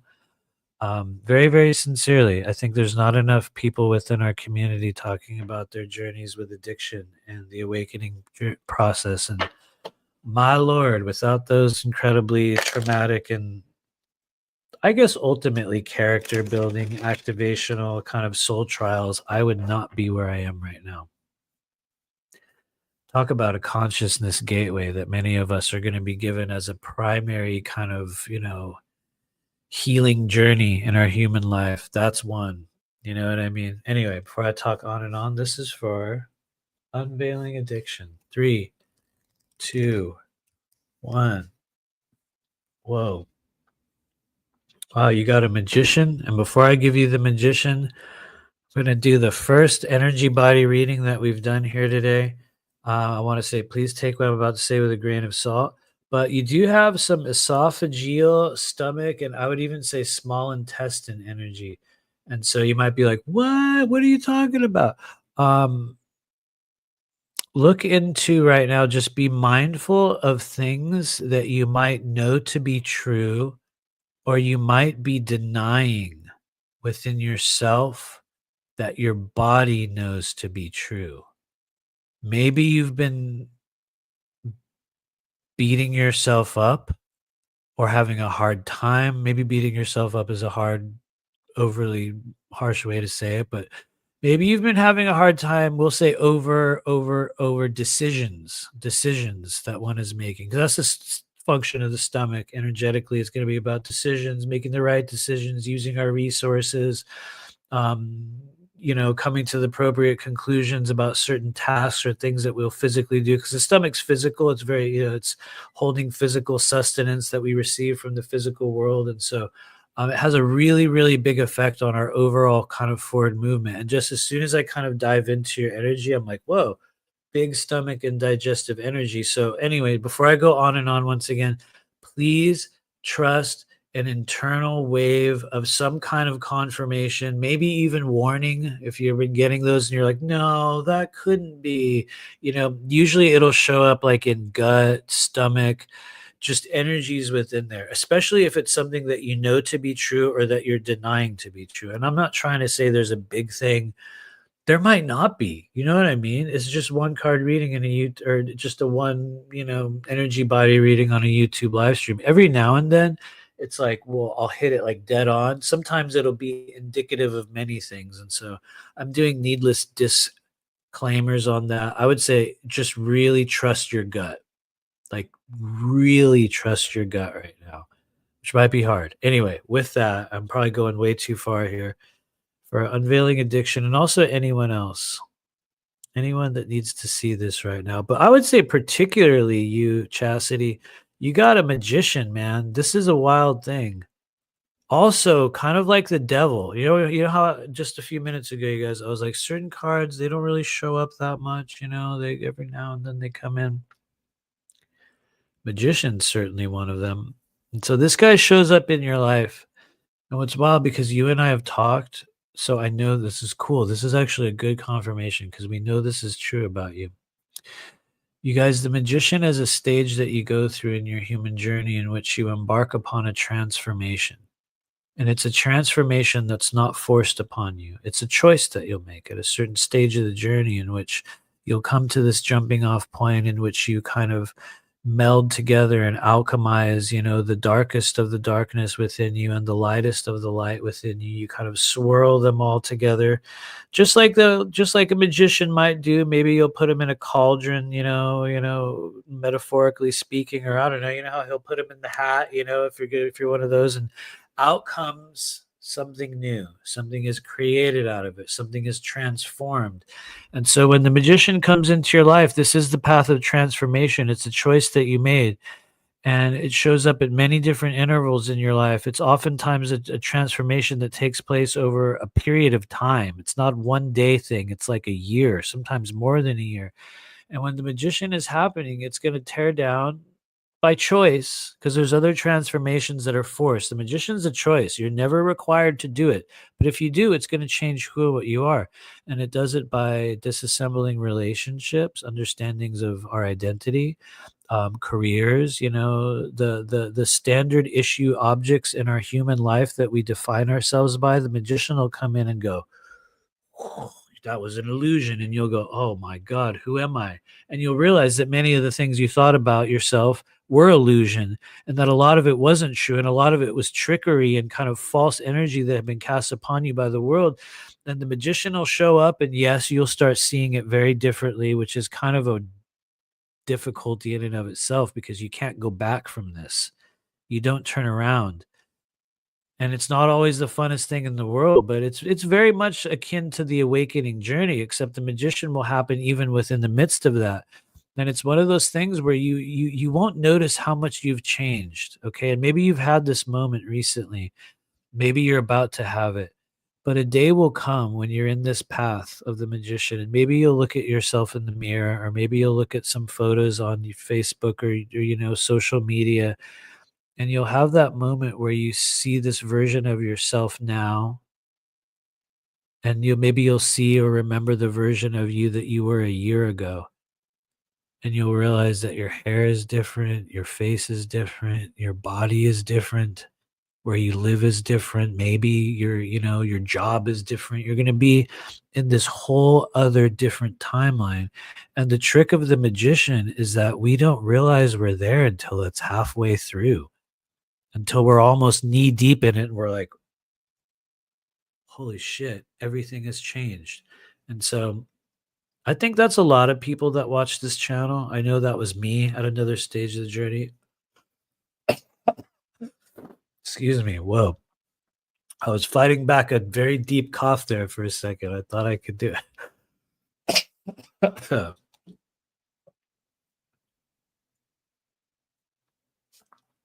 Ooh. Anyway, sorry. But that's a lot of us right now. We go through this strange, year-long, multi-year journey of becoming an entirely different person. Anyway, honestly, it's a really powerful path. I would say just be mindful of, and this is for everybody that is here, because a lot of you guys are going to feel yourself in that. Just don't beat yourself up if you think it's going too slowly, because that's one of the tricks the magician will play on you. You'll think it's like, oh, that's not how it is now. It's not like that, or it is like that. And like the magician will go, it's something else entirely. And then you'll be forced to react and respond differently in very new ways. And ooh, excuse me. Anyway, enough of that as I'm choking myself out here. Anyway, thank you. That was for unveiling addiction and anyone else who needs to receive it. What's up, Melinda Crocker? I know, right? Oh, we all did. We all did. If you're here, just pause for a moment and just consider how much you have actually changed in the year of 2024, right? Selena is a good example of that too. Thank you. I just saw your comment there. Thank you sincerely. Everybody that's here. Jason H says, I still got to pick up normal coping skills, but I'm not going back. Can you go back? I don't know. Is it possible to unawaken the self? I'm not sure. Anyway, I just got reminded we were going to pull a card for Don Rogers. I'm going to find one of your comments here, Don. I saw you were here earlier, and then a bunch of comments came in, and it passed the spot. There it is. Boom. You're referring to something else, but you'll give me an anchor point with which to grab onto. Pardon me. Anyway, here we go. This is for Don Rogers. My prayers you're doing good post gallbladder. Hopefully you're recovering well. I'm gonna be honest with you, your energy feels like it's stabilizing. So I pray that you're feeling better. I imagine that you are, but and I guess I'll say it publicly. I would love to do a session with you when you feel ready. Just send me a message. I guess I could have sent that to you on Facebook, but I'll make it awkward and do it over live stream. But you and I had already spoken of such. So when you feel ready, let me know. In the meantime, we're just gonna pull a card for you guys going forward. And once again, I say it every time for anyone else that needs to receive it, because there's a lot of people that show up on these. A lot of people ask for readings, and once again, I've said it a million times. What makes it multidimensional tarot is that it applies to a number of different timelines, individuals, byways, frequencies, moments, all at the same time. Multidimensional tarot encompasses past, present, and future. I think in a way that kind of allows it to be accessed by many people. I think in some ways that old school traditional tarot doesn't, but I also think it's a foolhardy and ridiculous thing to think that any one of us would ever redefine or really alter that frequency, because I don't think it's a thing that you can. I think you can interpret it in your own way and sort of make your own modifications in terms of the system that you use with it.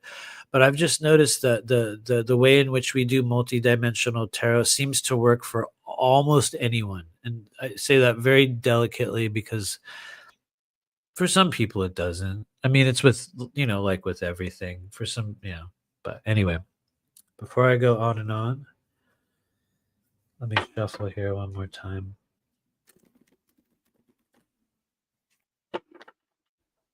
This is for Don Rogers. Boom. 3, 2, 1. Whoa. You got an Empress. Very, very interesting. And she's spinning on a loom, which I know Spinja is involved with. So it's very interesting that you've received a woman who's knitting something pretty wild. And so this is going to be for both of you guys. Specifically for Dawn, and I guess everyone else also. But when the Empress comes into your life, what do you do? When the Empress comes into your life, what do? You redefine your relationship with powerful femininity, whether it's the femininity within yourself, whether it's the feminine people within your life, whether it's the energy of your mother, whether you had a good mother or a chaotic mother. It's the energy. Sorry to make it weird. It's the energy of every primary feminine figure you've ever encountered in this life, and how you feel about it, how you internalize their energy, how you made it your own. And so when an Empress is in your life, yes, it's all of those things, which is a lot. Then it's also a stage. It's a stage that we will go through in which you will be maybe not required, but highly recommended, maybe we could say, that you come to a stage of full and complete ownership and utter total responsibility over every single thing in your life. Complete ownership and responsibility over every piece of you, every good part, every bad part, every liability, every strength, every weakness. It's like the Emperor and Empress is the stage of full ownership and accountability in one's life. Accountability to who? Well, usually yourself and your understanding of, the powerful authoritarian aspects of self as reflected through the voice of your mother within your mind's eye, as reflected, if it was emperor, it would be, the voice of the father. In this case, they're pointing to the powerful feminine people in your life and the ways in which you're going to be redefining or healing or strengthening those relationships. And I know you guys got married recently. So honestly, this bodes well. It bodes well for the benevolence and caring connections that one would have received or maybe at times didn't receive from their mother. The nurturing and the early stage kind of needs that we have for safety and kind of, root chakra stuff. She's going to be very much involved in those things. But I would say as an action in your life, it's a stage in which you take full responsibility and control over everything that you're doing. And then it's also a stage in which you can't really repeat anything else from a previous cycle, meaning that sometimes we were really big in things like in the 90s or 5 years ago or, whatever. And the emperor or empress will try to revisit those and do it like they did it in the old days. It doesn't work. It doesn't work. You have to reinvent yourself. And so anyone out there, let's say if you're past the age of 40, if you're over the age of 40, you are in emperor or empress stage, whether you're feminine or masculine, you know what I mean? You're in both, actually.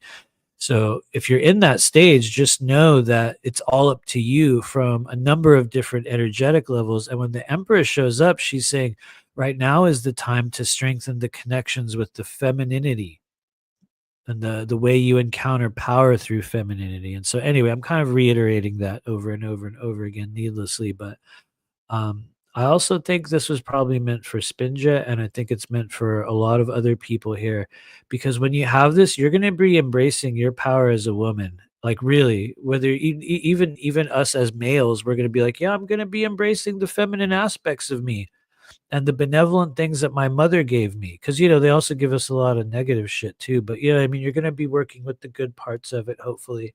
And so anyway, check in with that in your own way. When used properly, you will be an abundant, benevolent, compassionate, creative caregiver that is able to constantly renew sources of abundance, companionship,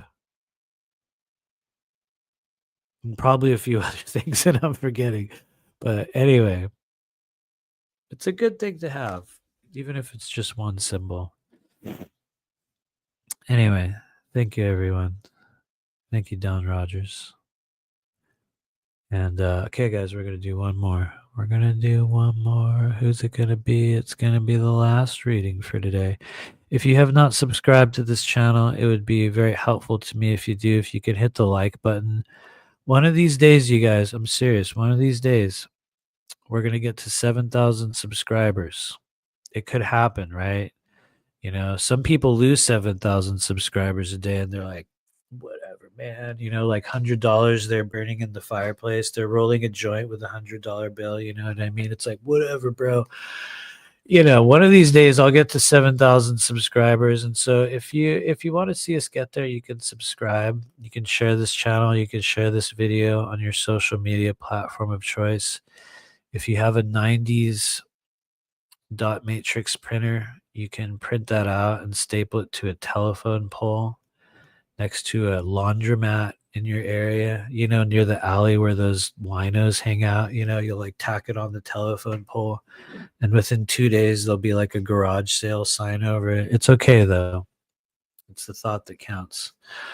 So please do share this. One of these days we will make it there. I tell you, God knew I would be too powerful if they gave me widespread social approval and a wide group of peers that were very socially supportive and included me in their creator timelines. They knew I'd be too powerful if that happened. So instead, they forced us to be out here in the, I guess we're not in the multi-dimensional trailer park. I was going to say the multi-dimensional trailer park, but Instead, we're out here on the outskirts, somewhere in the astral realm. Yep.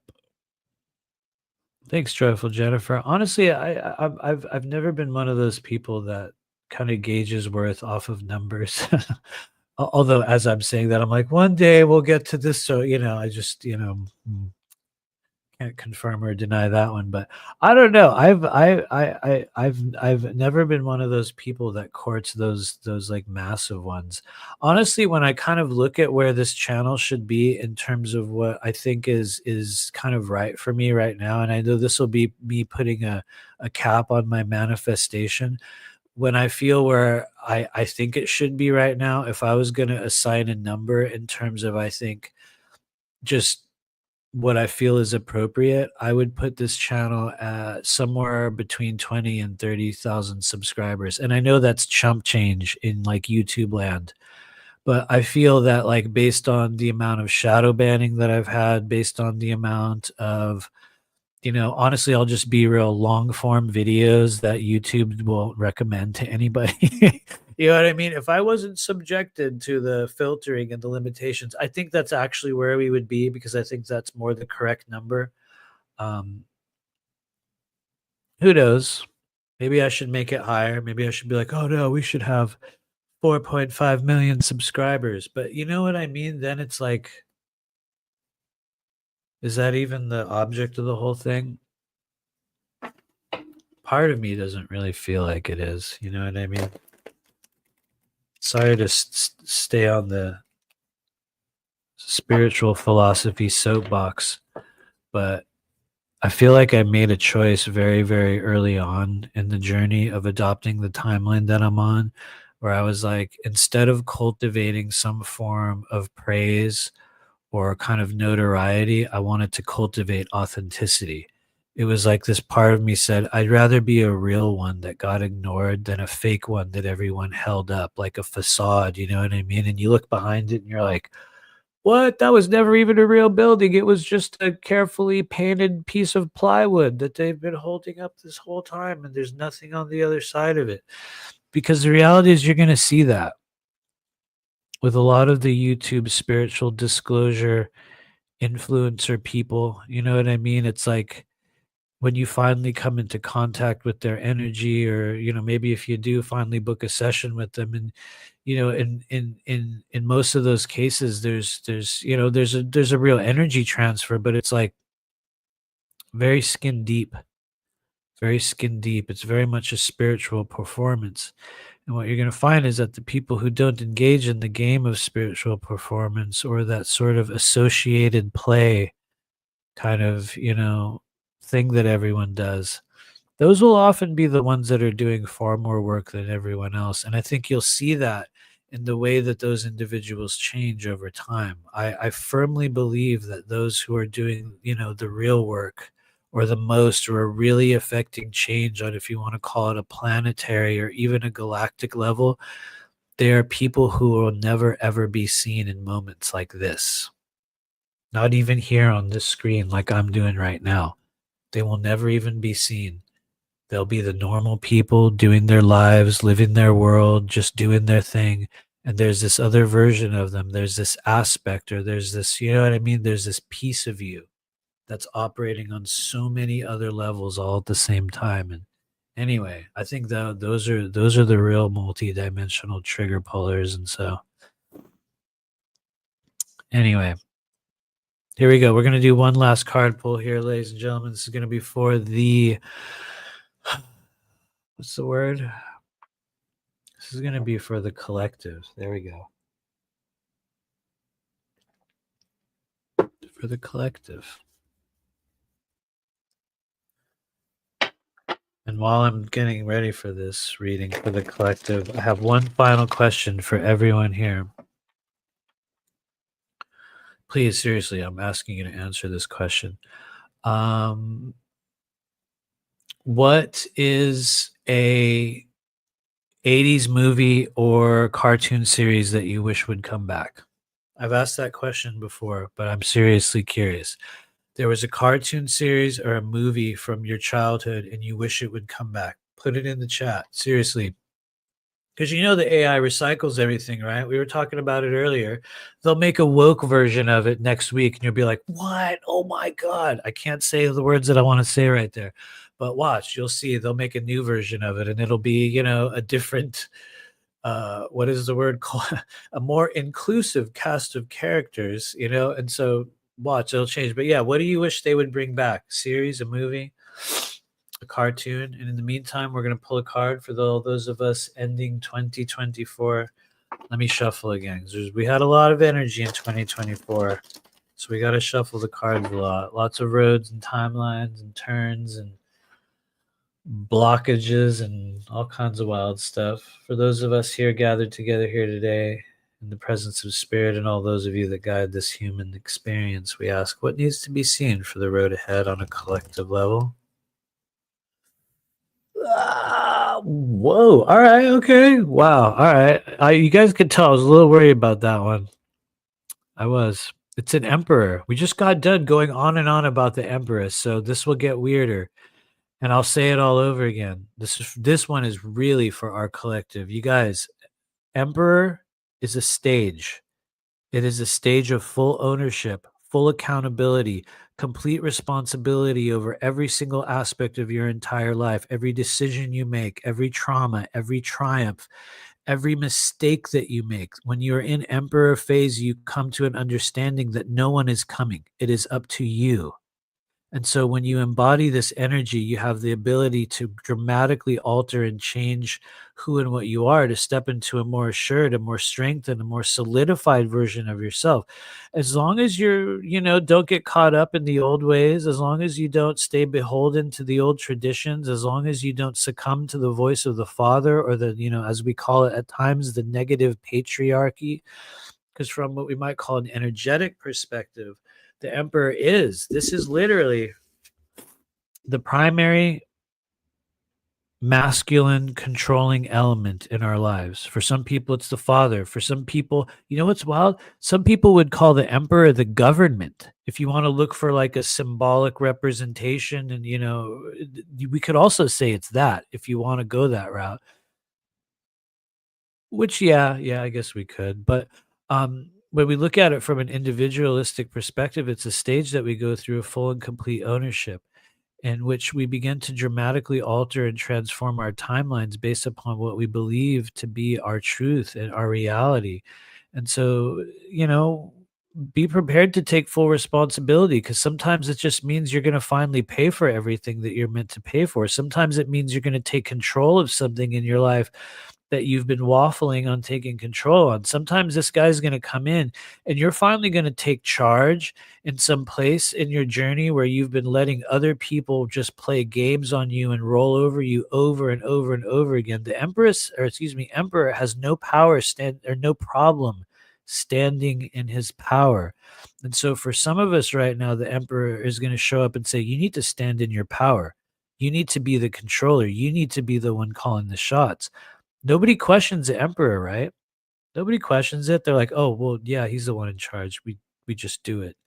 When he says it, it happens. And so as you're embodying the energy of the emperor, you have authorization to stop asking and start telling.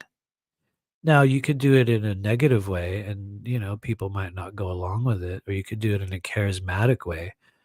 People love a charismatic leader. They'll die for a charismatic leader. Embody that version of yourself, and the emperor will summon people into your life who, not that they'll die for you, but they'll shield you, they'll fight for you. But it's at the cost of you taking full ownership, full control, full responsibility over everything. Like I said with the empress, as a stage, the emperor says you cannot repeat a previous cycle. You will try to go back and do things over again. You'll try to make it like you used to have it, and it won't. It just won't work. People will be aware of it. This is the thing I've said many times on this channel, but you're going to see people. Here's what negative emperor looks like, or when they're not doing it right. In old world tarot, and I pray none of you will ever do this, don't ever turn your cards over. That's a conversation for another time. But in old school tarot, he would be reversed. Reversed emperor looks like the old dude that you see who's trying to hang out with a bunch of young kids, and he's like, I don't know, maybe he's like in his 70s and he's wearing skinny jeans, you know what I mean? And he's wearing like a t-shirt for like a 17-year-old kid, and you're like, what's this guy doing here? It's like everyone will see it. That's how you know when the emperor is not reinventing himself and he's trying to go back to a previous stage, because emperor can't. They cannot go back. If you try to repeat a cycle from a previous stage of your life where you had it going on in the emperor stage, everyone will be like, oh God, that's so like, I don't know. That's just, we did that like 20 years ago. You know what I mean? So you must reinvent. So as we head into 2025, a number of you guys here have authorization to begin reinventing yourselves. And honestly, I think it's one of the greatest things you can ever do. And having said that, be bold in the days to come. Before we get out of here, I'm going to see if there's any other questions. Stanton Mick says, who killed Laura Palmer? It's a very, very good question. First, give me back my Garmon Bozia. Someone knows. Somebody knows. Yeah, there we go. What shows did you want to bring back? Angel Wings understood the assignment. Thundercats would be cool. I would be down with Thundercats. Seriously, I would be very much down with Thundercats. She-Ra was a good one. I didn't get to watch She-Ra enough. Might have been because I was really young then, and I was like, that show's for the girls. You know what I mean? I was at that age when She-Ra was out. So, I would love to see them. Honestly, both of them. It's just like I said, my fear is that they'll do like a shitty woke version of it. You know what I mean? Which it ain't working.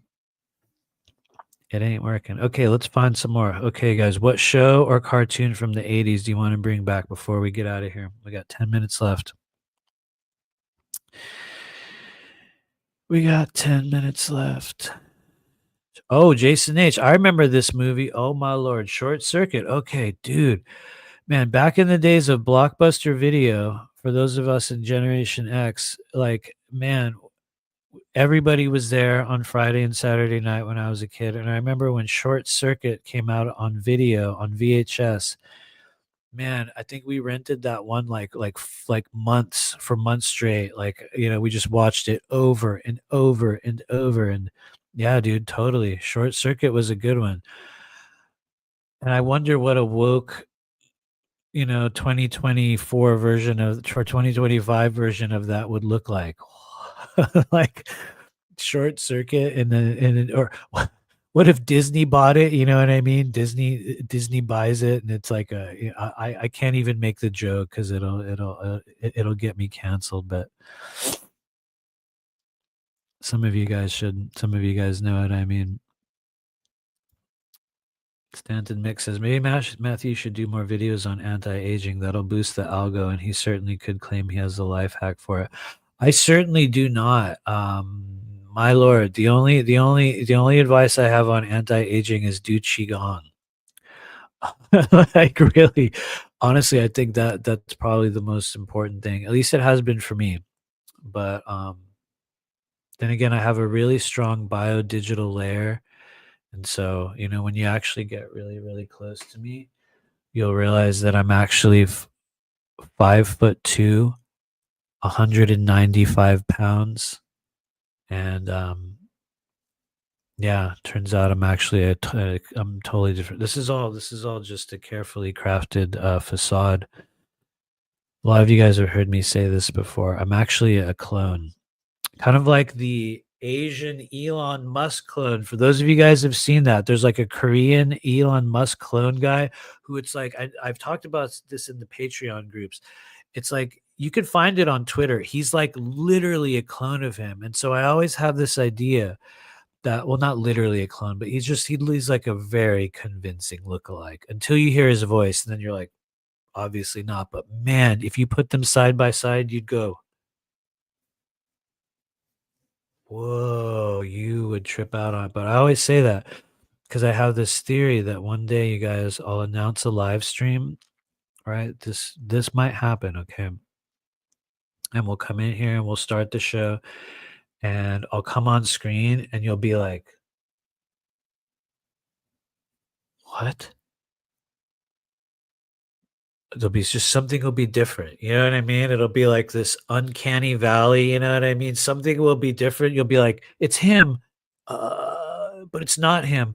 Kind of like the pictures of the Pope, right? Did you guys see the pictures of the Pope when he went and opened the 5 portals? Which, I talked about this on Typical Skeptic last week, and I misquoted. I said there was 3, there was 5, whatever. But um,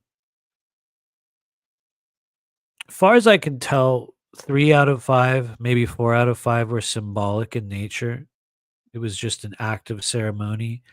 I do believe that 1, possibly 2 of those were done behind closed doors in different locations, and they were meant to open up gateways to just allow certain other energies in. We can all theorize upon what they may be, but so there's a lot of stuff behind that, which I think is very authentic in terms of the nefarious spiritual nature behind a lot of it. But where I'm going with that, with the whole one day I'll show up and it'll be the cloned version of Matthew.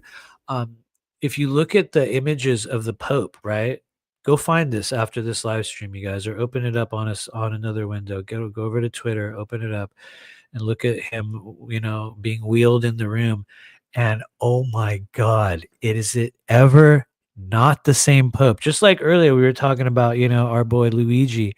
And we're like, it's not the same guy. It's literally not the same guy. Popes, it's not the same one. It is so not the same one. That's a fun one to look at. Maybe we could call it a discernment, training exercise in and of itself. But honestly, it doesn't take any discernment to look at that photo and actually go like, wait a minute, that's not the Pope.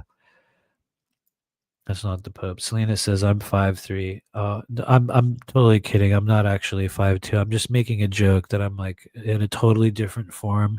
You know what I mean? How he shows up and you're like, what? That's you? You look so different on camera. You know what I mean? I thought you were this. Turns out you're actually, turns out I'm one of those little people. I guess they're still called midgets, but I don't, it's like, or dwarfs. I don't want to say that and be, offensive to any of the little people, but I'm just saying, giving you, that's what I'm talking about. Turns out he's actually 4'4", and it's like, what? You didn't know the whole time. Thought I was just a normal person. Turns out I'm actually 60% dwarf. Anyway, thanks you guys. Thanks for hanging out. I'm gonna go back and check your question, your answers on the 80s timeline before we go. Joey Glow says Land of the Lost. Man, okay, that. I'll say that one was a little bit before my time, a few years ahead of me, but I am familiar with it. And I think I would love to see that again. I don't think they could do a woke version of it. They might do a CGI version of it, with like The Rock or some shit, or like Jack Black, and they'll just cut it into pieces and, make it into trash. But I don't think they could do a woke version of Land of the Lost. They'd have to, or maybe they already did. Did they? I don't know. Aurora Diamond Heart got it. I am hobbit sized. Absolutely. You know it. We hung out a couple weeks ago. She knows. She knows. I'm actually hobbit sized. Actually, let me just be totally real about something before we get out of here. We got just a few minutes left. But I'll just say this again, because I think 2025 is going to be a year of dramatic physical transformation for a number of us here.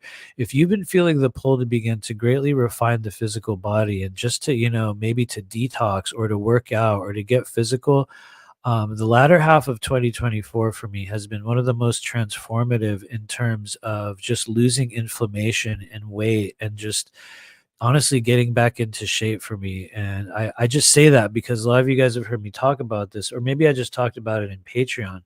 But one of, I think, the greatest changes I made in the year of 2024 was that since I would say I started just before Halloween. So it's been, not that long, maybe a month, maybe a little bit. Sometime in October was when I started. But I've been walking about maximum about 30 miles a week wearing an 18-pound weighted vest. And it has done, I mean, my Lord, talk about like just doing wonders for losing weight, for losing inflammation, for burning calories, for strengthening the body, for building stamina. It has honestly been probably one of the smartest things I've done. So I'm just throwing that out there for anyone that's been feeling inclined to do so. It is not by mistake. And I think as we head into this coming year, um, those who make physical, strengthening, detoxing, and purification of the body a priority, I believe you will receive absolute innumerable blessings in ways that right now won't really make sense. But that's kind of one of the three sides of the pyramid that most people in our community don't really focus on. Everyone wants to become intuitive. Everyone wants to connect, with this or that. Not that many people are really refining and, improving the physical body. And so I just say that because for me, it was one of the ones that really, really helped me unexpectedly. By the way, let me tell you, I really only did it, because I was, bored and kind of detoxing, and I had a lot of gallstones a few months back, and you know what I mean? So for me, it was more of a, man, I better start doing something, but I encourage you guys to do that. We'll talk more about it on another live stream as we reach our 3-hour mark here, but um, please do come and hang out with us if you would like this Sunday. It is $20 to join the tier 2 on Patreon, and you can find us right there. We're going to be doing our monthly energy clearing process. So please do join us. That said, okay, I saw we had one more. Thanks, Trevor. He said Power Rangers. I remember, yeah, Power Rangers had a good one too. They had a very good run. Power Rangers, definitely. Huh, interesting. Let's see. Is there any more? Anyone else have a final question?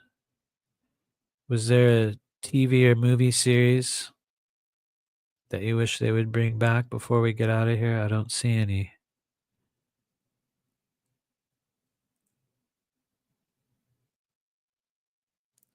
Melinda Crocker says E.T. I wonder. Would E.T. even work in a new generation? I wonder. Would E.T. work now? It's almost like, did we pass by the point where a movie getting, released like that the way it did in the 80s would have an effect that it is now? Because, nowadays we got drones flying all over, New Jersey, probably looking for ET, you know what I mean? Or so we're told, right? And it's like we're kind of living in it, right? We're kind of living in it. Out of this, oh my God. Okay, Selena, thank you for mentioning this. Sorry to extend this live stream into our 3rd hour needlessly, but was out of this world the one with, was that the sitcom where there was like a robot girl in the family? Does anybody remember that show out there? It was an early 90s sitcom, and it was like, normal white bread American family, but the oldest or one of their daughters is an android. Do you guys remember that? There was that show, and then there was the one where the girl would touch her fingers together and stop time. Was that the same? Was that Out of This World, or was that a different show? I'm going to scroll down to the bottom of the chat and see if anybody remembers it. Oh yeah, that's it. Yeah, and they keep her in the closet. Okay. Yes, definitely. So that was, wait, oh man, what was the name of that? That was Out of This World. Okay, so that was Out of This World. Okay, so here's what's crazy, and maybe I'm wrong because my 90s sitcom timeline is, it was a long time ago. Which one was Small Wonder? Because I asked somebody this question, oh God, almost like a year ago now, and I was like, what was this TV show with the kid that was the robot? And they said it was Small Wonder. So I'm asking you, those of you guys that are watching, which one was it? Was it Out of This World, or was it Small Wonder? And which one was Small Wonder? I don't know. One of my votes, though, for a show that I wish they would bring back, I wish they would bring back Alf. For those of you guys that remember Alf, I wish they would bring back Alf, But I would like to have a non-woke version of Seth MacFarlane doing Alf. So, you know, it would be like Seth MacFarlane over a decade ago. For those of you guys that don't know, Seth MacFarlane is who does, you know, Family Guy and American Dad and a couple other shows. But I would like to see Alf redone with a non-woke Seth MacFarlane as Alf, and honestly, totally uncensored, because that would be brilliant. It would be brilliant. But they wouldn't be able to do a woke version of it, right? They wouldn't be able to do woke Alf, because it'd be like, dude, nobody would watch it. You know what I mean? The only thing that made Alf good was that he was kind of weirdo and a little bit of a pervert, and he wanted to eat everyone's cat. And anyway, Andromeda says Wonder Woman. Okay.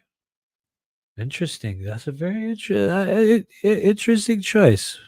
We could see that. Oh, but you know, they did already remake Wonder Woman. So I don't know. I don't know. There we go. Holland Sass said Small Wonder. There we go. Which one was Small Wonder versus Out of This World? There you go. Tanya A probably just asked the question to the internet. So it was Small Wonder. So which one was out of... Oh my God. Which one was Out of This World? Can anyone verify this before we go? Can anyone verify this before we go? So that was Small... So Small Wonder was the robot girl. Which one was Out of This World? Was Out of This World the girl that would touch her fingers together and stop time? Because I know that was the show, but that was not the robot girl. The robot... Or maybe she did. Oh, Lord. I don't know. Are we making this into like a... what is it? A Mandela effect, you know what I mean, where everyone thinks there was a show that never existed, or I don't know, maybe it's just me. Selena says People Under the Stairs. That was a hell of a movie, man. Thank you for reminding me of that one. See, this was back in the era when I was still watching TV and movies. But People Under the Stairs, that was very creepy. You know what's wild is word out on the street says, you know, they actually are making another one. So I hate to say it. I think it's coming back. I hate to say it. It's coming back. Anyway. Did anybody figure out which was the one where the girl touched her fingers together and she stops time? Nope. They didn't. That'll be for next time on Strange Communications, live from a realm of pure chaos. In the meantime, I do want to thank everyone for hanging out here today with us. While we did lose the multidimensional trailer park, we are accepting donations. We're having a blood drive. We're having a blood drive in the coming weeks, we will do one of those fundraising campaigns like they do on National Public Radio. You know, where they're like, right now for only $4.99, you can get this mug that I took from a local restaurant down the street when I first moved to Florida.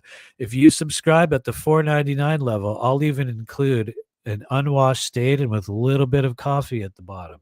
Act now, you know, only so many available. So, you know, we'll do a membership drive in the coming weeks and make it really cheesy. No, that would be horrible, right? Man, that would be like the greatest way to like that would be the one where if I was watching a YouTube channel and somebody was doing like one of those National Public Radio membership drives, I would definitely unsubscribe that. There's no question I would unsubscribe that one. And so anyway, I know we're already in the midnight hour. This is our first official late show. There we go. There we go. Tanya A coming back. Tanya A, are you an AI? That's a joke. I know you're not an AI, but you know, you just asked the question anyway.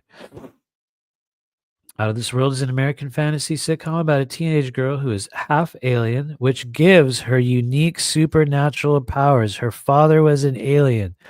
That's the one where they touch the fingers, right? Oh, there we go. There we go. There we go. Aurora Diamond Heart got it as well. She touches their fingers together. There we go. Thanks, Tanya. The plot centered around Evie, who inherited alien powers on her 13th birthday and from then on could stop time by joining her two fingers together. Okay, so what if you had that ability? Seriously, though. What kind of chaos would ensue? We will be discussing that on the next episode of Strange Communications, live from a realm. Oh, there it goes. I was trying to get that off the screen. Live from a realm of pure chaos. In the meantime, it's past midnight on the East Coast. I'm going to run out of here and we'll start winding down for the evening.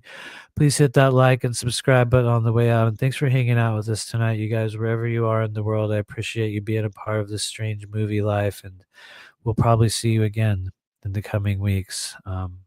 Yeah, live from the muffler shop in Granby, Colorado. Yeah, we shall return in the future. That said, before we go,